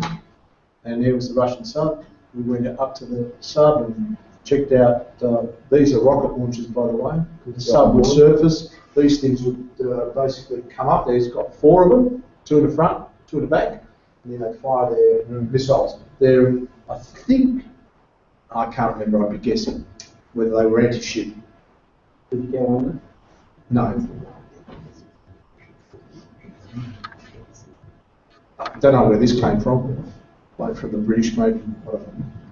It's a mini sub. Yeah, it is a mini sub. It's a rescue sub of some sort. Now the Russians, if you remember when the Kursk went down, the Russians had them, but they weren't working properly, or and then they tried.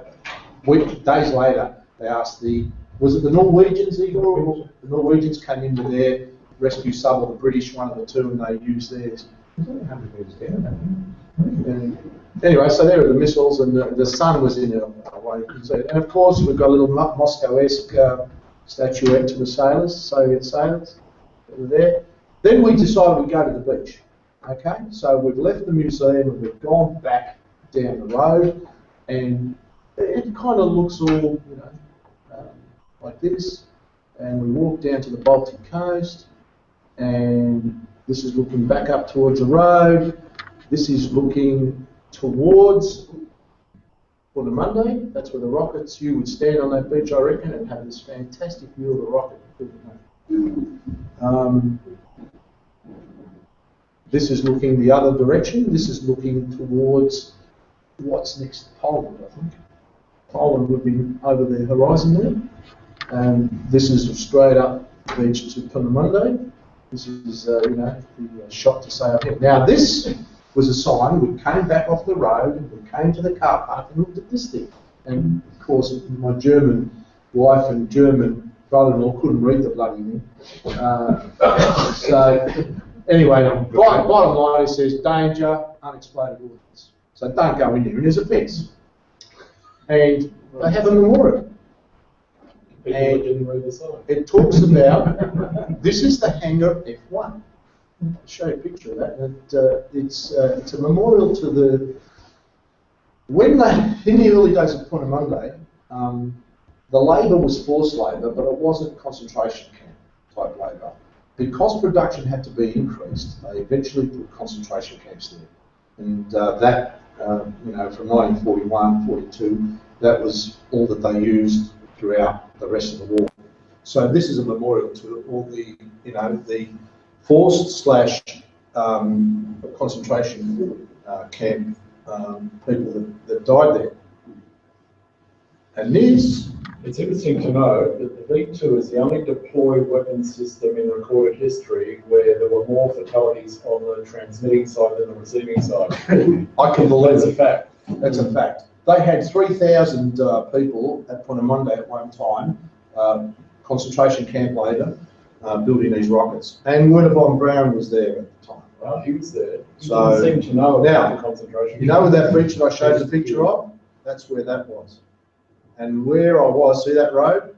I was right on the fence line there and says, don't go in here because that's hangar F1. That's where they manufactured the V2s. There was a big one there, a big one there. And this is a B-17 coming over. And this wasn't the first raid. This was probably the second or third or whatever it was. And they blew the hell out of the place. Unfortunately, the raids killed far more of the concentration camp Correct, than anybody else. Correct. They also just killed some of the top German scientists. Von Braun wasn't the only smart one there. There were a lot of absolutely. A lot of them were killed. Now you'll see here, so this is the sort of Peenemünde area where the museum is, but this was that beach that I was telling you about. These are the hangars, and they're gone now, and you'll still see foundations and things in the ground for some of these things. I didn't get to this point, but they were all accommodation for all the German free people, if you like. And you'll see the pads there, of course. Oh, the pads, yeah. And these are all test sites where they tested components of the rocket. But the launches actually occurred further up the coast, down here somewhere, on that pad 7 that I spoke about. This is what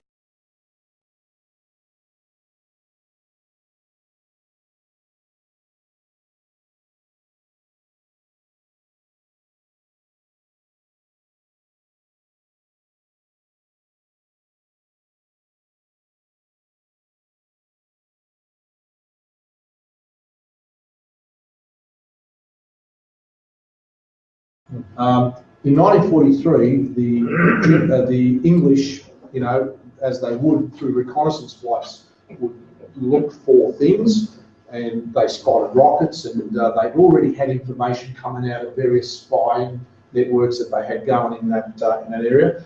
If you recall, it was forced labour, not concentration camp labour. The reason they went to concentration camp labour was they felt that the forced labour was high security risks, so they went to concentration camp.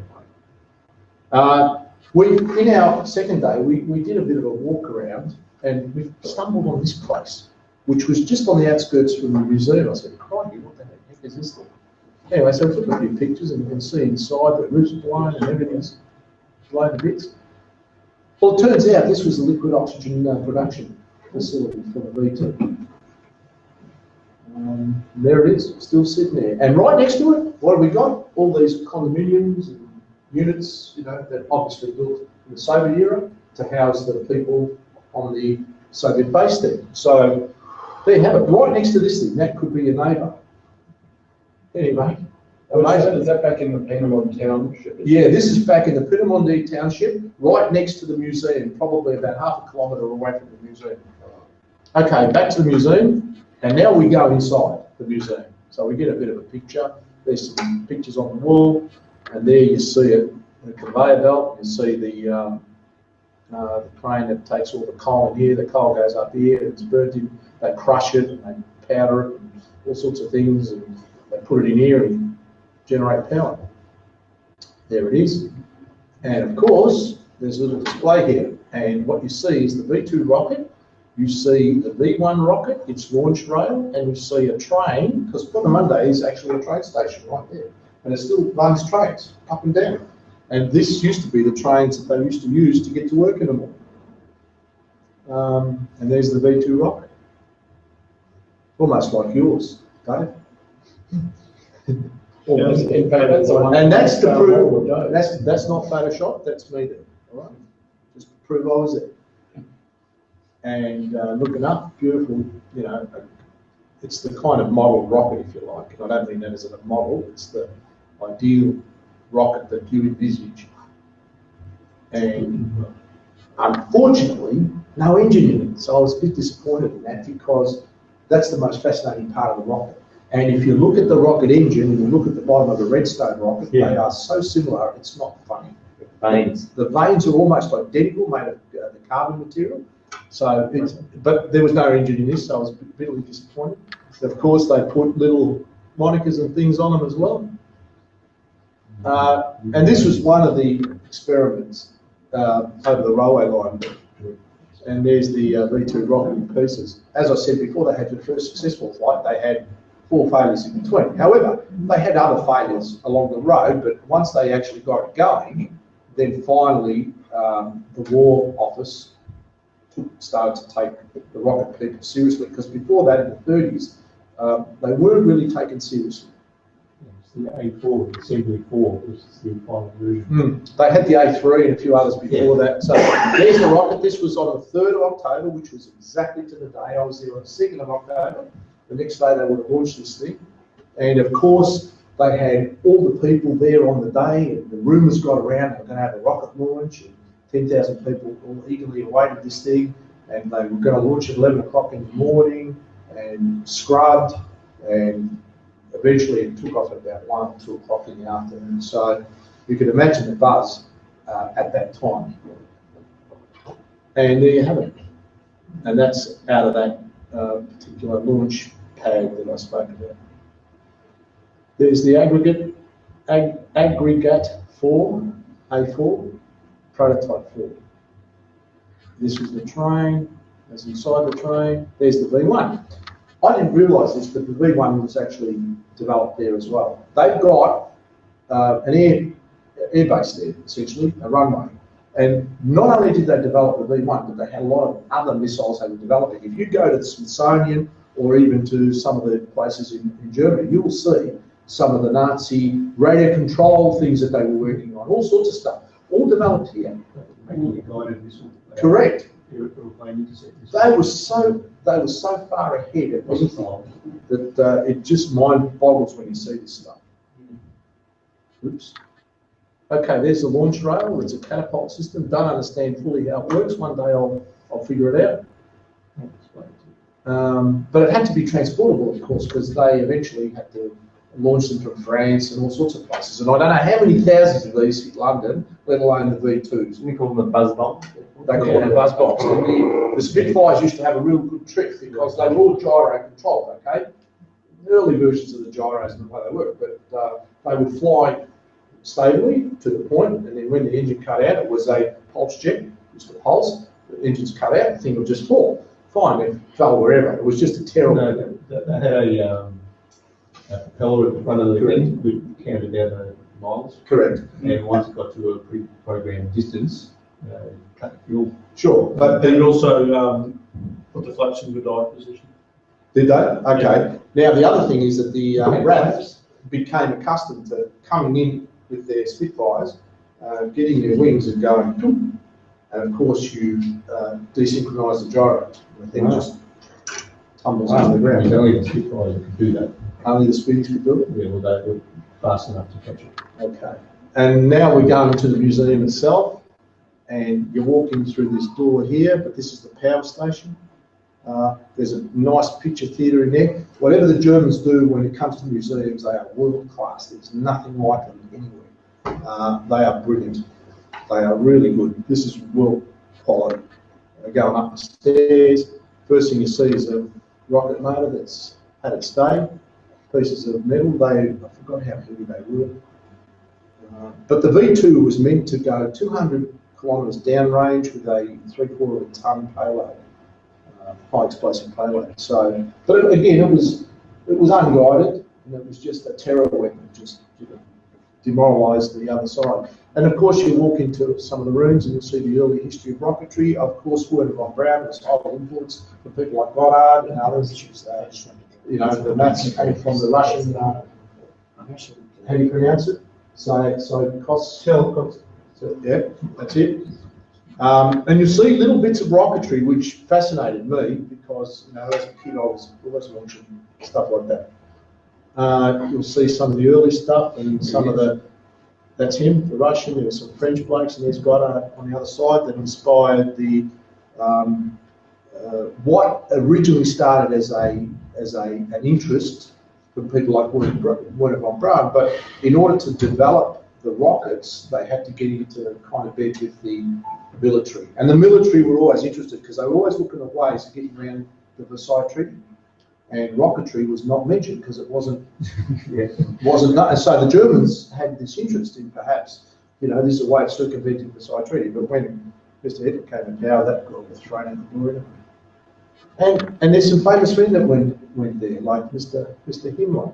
And there's a guy called, and he actually, Dornberger, Colonel Dornberger. Dr. Dornberger. Yeah, and he was very influential because he was the military side of the von Braun partnership. And after the war, I think he died in the 60s or something, so he was around for a little while. Yeah, he wrote memoirs and all sorts of stuff, but he was the exponent, if you like, of the rocketry, and you'll see him on one side, and you'll see Mr. Werner von Braun on the other. Have not seen Werner von Braun in a German uniform. I had seen him. Has he? I've never seen him around. There was the official photographs of him. Okay. And there he is with some of the boys. And there he is again. As I said, Peenemünde. They used to have a rocket launching site not far from Berlin, where they used to do their tests, and eventually they moved this whole lock, stock and barrel to Peenemünde. That's why this place got developed to the extent. But other bits of rockets, but what interested me was early stabilisation, right? Spin stabilisation. Then there was some, I think that's the V.3, I think it was something earlier than that. This was all the switchboards that were used and the big switches for the power station. Then I came into the most incredible room I've been in. NASA has got an equivalent room, but this one just floored me.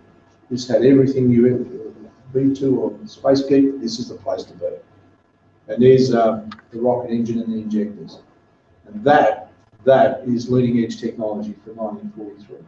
And it took years for the other sides to get a grip to that. They had chemical engineers design the vortex movement of the gases and the mixing of the liquids, et cetera, because they had no end of failures, and they solved the problem. And it's amazing when you see it, and if you ever look inside back into the Saturn V F1 engine, you see very similar structures. Oops, go back. There's one in the Powerhouse Museum, you can see the video, it's interesting. Yeah, but when you can see them, because in some places in America, they take all this stuff out, but in some places you'll actually see them. Anyway, moving on.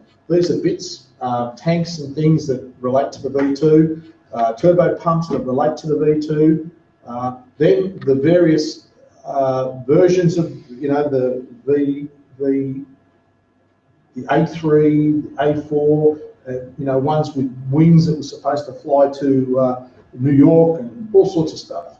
And then, of course, you've got a whole stack of these. Now, I've seen some of the real ones in Dulles Airport in Washington. You'll see a number of these still there. And you'll certainly see one of those, and there's also that swept-back jet engine thing. I forgot what the name of it. That's in the Smithsonian too. They're just, I think they're fixing it up. Messerschmitt 262? No, not the 262. Anyway, this shows some of the stuff that they were working on, and as you can see, you've got a whole range of missiles and stuff way ahead of its time. Bits and pieces, and this fascinated me because it was, you know how we make these things now out of carbon fibre? Well, this was metal spun tanks. They're the B1 with them. That's piano wire. Piano wire, correct. Amazing stuff. And you know, here you've got, you know, you can press the button and you see all the bits and pieces and see all the test gear. It's a fascinating room. I could have spent hours in there, but didn't have that time. This was a model of the that Stan 7, and you see the rocket there. And there's a V2 rocket engine sitting there, made it, you know, look like cast iron, but it was heavy. A few German helmets that they must have found around the place. And then you see the spoils of the victors, and you see the American boys that went over, because at the end of the war, a lot of the Germans surrendered to the Allies. Did not want to get caught by the Russians. Seeing the Russians had how many million killed? They had a debt to collect. And so the Germans knew that, and so they all surrendered to the Americans. But nevertheless, the Russians did get some of the scientists. And in fact, Mr. Korolyov was actually at Peenemünde after the capture in '45, because it became under Soviet influence. The Russians went in there and probably had the same wine from the same hotel that, you know, 3 years earlier we had Werner von Braun and the Germans drinking out of. So it was an incredible turn of events. Bit of a German uniform there, and you'll see the actual. This is the generator room in the complex, and it's got a beautiful lift in there. As I say, they spent a bit of money. You can go up to the roof, and there's the roof. Now this was pointing up there. Is the stand up there? Is the runway? But up there behind the trees, you'll see where the B2 rockets used to launch from. We didn't go there because it wasn't open, but there you have it. This is an old, just digressing slightly, this is a decommissioned atomic power station. Germany had something like about 25 of these things, maybe more. They've decommissioned something like 15, they've got 8 left. They're slowly decommissioning.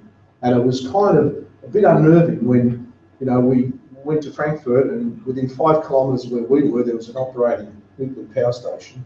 I mean, you shouldn't be worried, but you know, it's not something we in Australia are used to. Why would you be worried? Be more worried if the coal-fired power. Absolutely. I'm not a supporter of nuclear power, so I think there's better ways. So that's why I say like the nuclear power. Unless they're used for space. Yes. Like the Martian. And from the roof, you can see the B2 and the B1. And these are some of the pictures of, you know, on the runways, German rockets and planes that they developed. Easy to find if they recognise the This was from the roof. I reckon, are these videos? Oops, sorry. Do you want to see if that plays?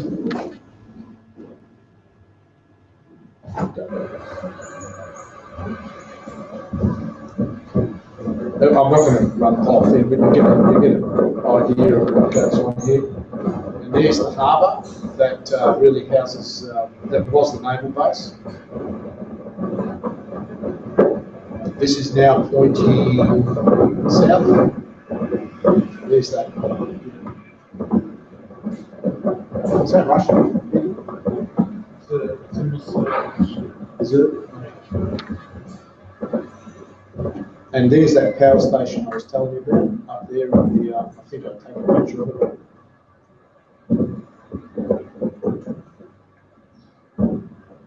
So if you can imagine, this whole area was quite populated and lots of buildings at the time, which are now all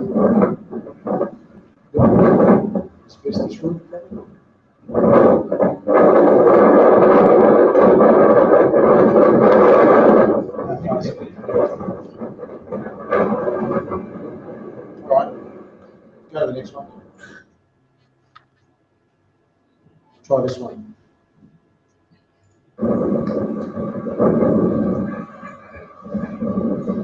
I just want to just swing it around to where the V2, just show you what that area is. There we go. Swing it around, pointing towards the airfield, right there. Swinging around is probably about there where the V2s used to launch out of the trees. Okay, that's it. Okay. Actually, that's the aerodrome there. Sorry, that's the airfield. That's where some of the slag from the coal firing used to sort of end up. There used to be a little lake, there still is, just to the left of us here. And that's probably, oops, sorry, back. My apologies. Doesn't matter. Play this one just quickly, see if this goes.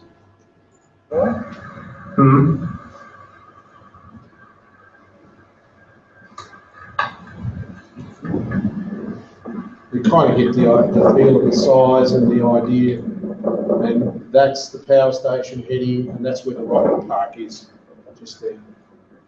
And that's where you walk into the museum. Right, Mike? Hit it? Okay. This is inside the power station. This is, they've got some displays, some bits and pieces. In the early days, they used to have some Russian stuff on display, like that. They're not there anymore. This was a picture I found, and there were other planes there too. Peter, you might have remember some of the planes that used to be there. Okay, I'm going to digress slightly. I've done Monday, but I'm going to do some Berlin because I'm a history buff, and Third Reich really inspires me. Inspires you? Would you like another word? I like history. It's not inspires me, but it's history. I like being in places that are historical, and this is perfect. This is the Brandenburg Gate. The day we arrived in Berlin, couldn't figure out why all the people were around. I always seem to do it. Milan, when I went there, we got caught with Fashion Week, so there were people everywhere, and I paid a ludicrous amount of money for a hotel that night. I'm not even going to tell you the number, but it's over $500 for a night in what became almost like a cupboard. So you're there representing Australia with your fashion sense? And then when we got to Berlin, it was 25 years unification party. So that's why we got there. And this is a picture I took, and this is the east side, you can tell, because that's pointing east. If the Brandenburg Gates are in Australia, there'd be a sign on saying, shut the bloody gate, mate. So this is in first in Durham. It's a church that they've recently refurbished, actually, to its original state as to when the day got bombed. One night, I think 700 or 600 Lancasters came over and blew the hell out of this area, because this was one of the sort of central hubs of West Germany, essentially. It was not far from central Berlin, and the story goes that the Germans kept all the lights out in the hope that they'd drop short or drop long, but the British had radar, and they could see different reflections off the water, which meant they knew exactly where they were. And the first wave drops, blows the roofs off, and then the next wave, puts the incendiaries in, and the third wave does this, and then the whole place just burns to bits. And the British were very good at it. The Americans would do it during the day, and the British would do it at night. So it's a good testimony. There's a nail in there that comes from a church in Coventry. And it was a kind of reciprocal exchange because, if you recall, before this happened, the Germans blitzed Coventry and blew that church to pieces. It's a bit of an eye-opener. And this is Mr. Hermann Goering's office. It's now Department of Finance or something, but very National Socialist architecture. This is where the Luftwaffe basically was developed and finally came to its end. This little car park looks pretty innocuous. It's not a shrine, but that's the bunker, Führerbunker. And Berliners, to their credit, they will tell you about it, but it's not glorified.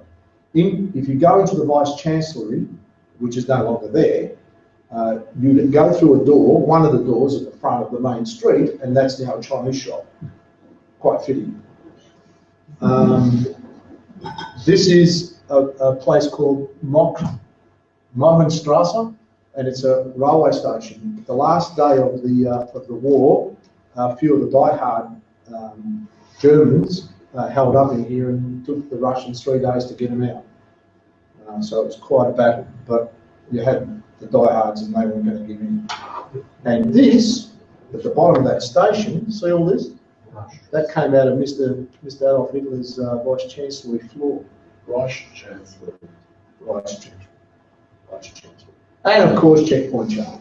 No, I didn't. But this is Checkpoint Charlie. By the way, those guys are not Americans; they're actual Germans. I have a very different picture of that too. And of course, there's a Macca's, outfitting. And there they are, and they love hamming it up with the tourists. They love it to death. But this is what it used to look like. And what you were seeing there is that little bit there. But this was these walls moved a lot. And this was the East German compound around Checkpoint Charlie. So which side's east and which side's west there? Top west. Top is west, bottom is east. Macca's, of course, take a picture off the balcony, and there's Ivan pointing you to the east.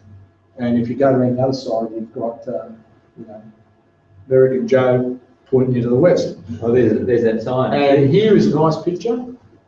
During 1963, the Russians again tried to close Berlin down, and the American tanks moved in and the Russian tanks countered, and for about 48 hours they just had a little standoff.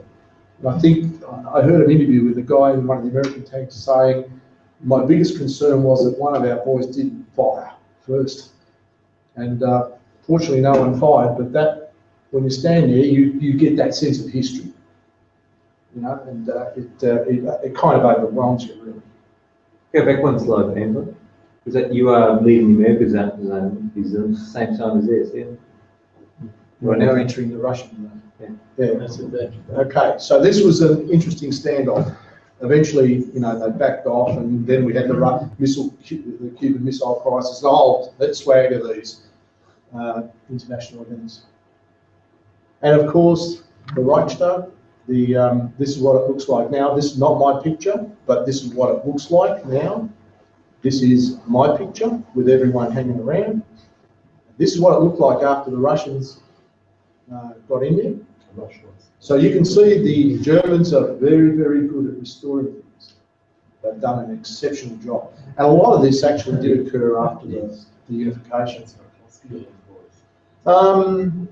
And this dome is designed by a British architect. It's quite spectacular. It follows the sunshades follow the sun, and they bring light into the actual parliament, and it is really quite good. And they do have a federal system in Germany like we have here, and you can look out from the top of that and see it. Nuremberg, I just thought I'd show you this because again, the old Nuremberg town is a walled city. It's like getting Melbourne and put the wall around it. That's what it's the size of it. And this is what it looks like now. Okay, it's really nice, and it's got this beautiful market courtyard, and they have events and stuff there. And you can see this is coming southwards towards this courtyard is here. And this is a little building. You can see that. And look at that. And there's Mr. Hitler. When they used to have their Nuremberg rallies, and there was a movie that was done by a famous German director who did, it was called The Triumph of the Will, and this is where this comes from, and they show all this happened in this little town in Nuremberg, right smack in the middle, and they had all the troopers marching up and down this street, and apparently it looked like they had hundreds of them, but apparently they weren't used to go around in circles to make it look like they had stacks of them. Again, there's the centre. You can see the church rebuilt, because I've got to tell you, if you see after the war shots, this has gone nothing. And you'll see the buildings here. Well, this is what it looked like on the day when Mr. Hitler was there in 1934. That building there is gone, and they've rebuilt other buildings, but that church has been rebuilt. There's Mr. Hess sitting there, Mr. Hitler. This was 1934. And there they are in that same square. And here they are. Burning stuff took place, right? Sorry? A lot of the book burning and things like that. Yeah, no, that wasn't Nuremberg, that was Munich. I thought it was rallies. No. And this was them walking up towards the church. There's a river that goes across here. This is heading north, and they kind of go out the gate here and sort of come around and do whatever. But see this? I took a picture one morning of this in the space. And there they are. Same building. Separated by time.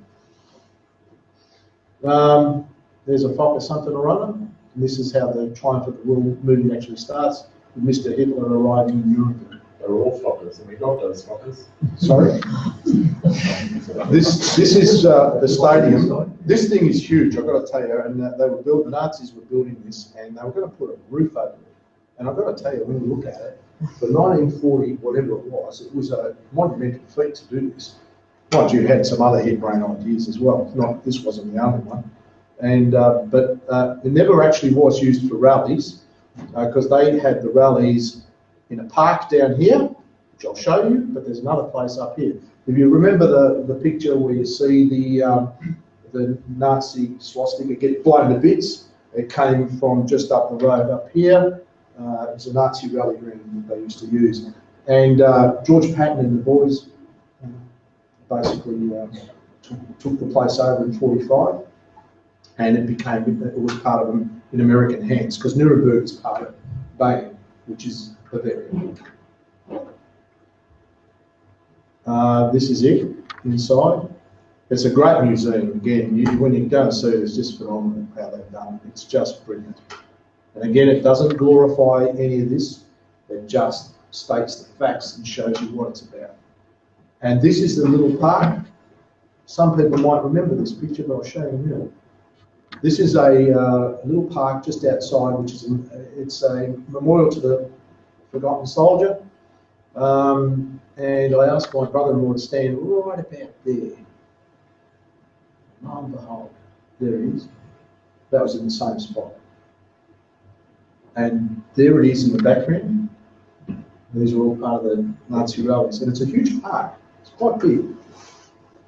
And then we went to the courthouse. We all know about the Nuremberg war trials, which forms the basis of international law, in fact. And went into the room. Following orders. Sorry? Well, that's not a justified offence, is it? And there's a picture of some of the boys that were there at the time. They had to actually expand these benches to get enough of them in there. That's it.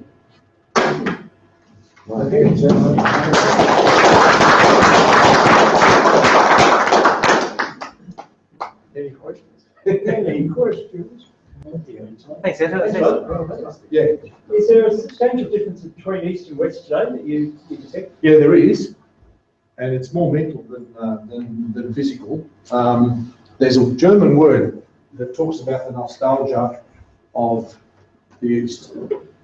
I've got relatives who live in Chemnitz, as I said, they're from Karl-Marxstadt, and you dare not talk bad about the communist East. It's not the done thing. They miss it, they miss the security, they miss the full employment, they miss a lot of the things that, you know, we in the lucky country kind of take for granted, but they miss it. I've got one of the cousins who doesn't work there, and so you need to be very careful what you say about the West. You can mount an argument about how great our capitalist system is, but they will knock you down in flames very, very quickly. Physically, there's a little bit less in the East German part, but it's not really. You can't see it that much. Most of it is pretty well developed, and the Germans have spent a lot of money in reunification, but economically, the East is still struggling. One slight difference, Angela, is that well away from where the wall was?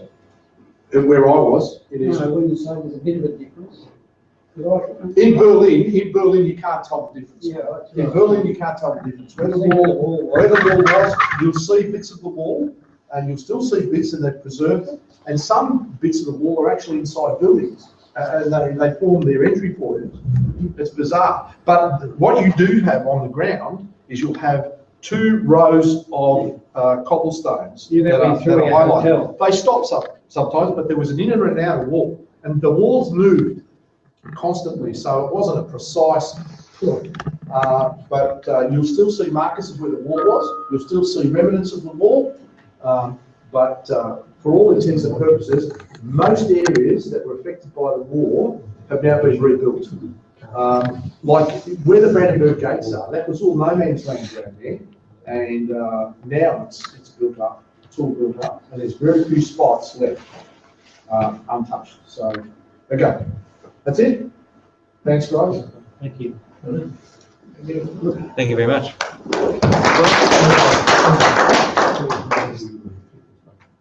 Oh, Andrew? Andrew, did you want to? Okay, Michael, just select everything down at that next one. How much have you got? Because I've got to go.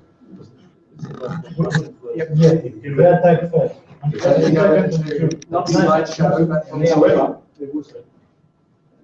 okay, right, folks, just very quickly, a couple of things on what's been happening in the world of planetary exploration. The papers are coming out thick and fast on the results of the Rosetta mission to Comet Churyumov-Gerasimenko. And if you just, Michael, just scroll down there very quickly, you see that this is just one conference which was held and the papers that were presented at it. Okay, close that off, please, Michael. The whole thing, or? Yeah, just close that, thanks. And okay, a flyover of Sharon. It's just been released. They're making releases every Friday. Well, most Fridays, not every Friday, but most Fridays.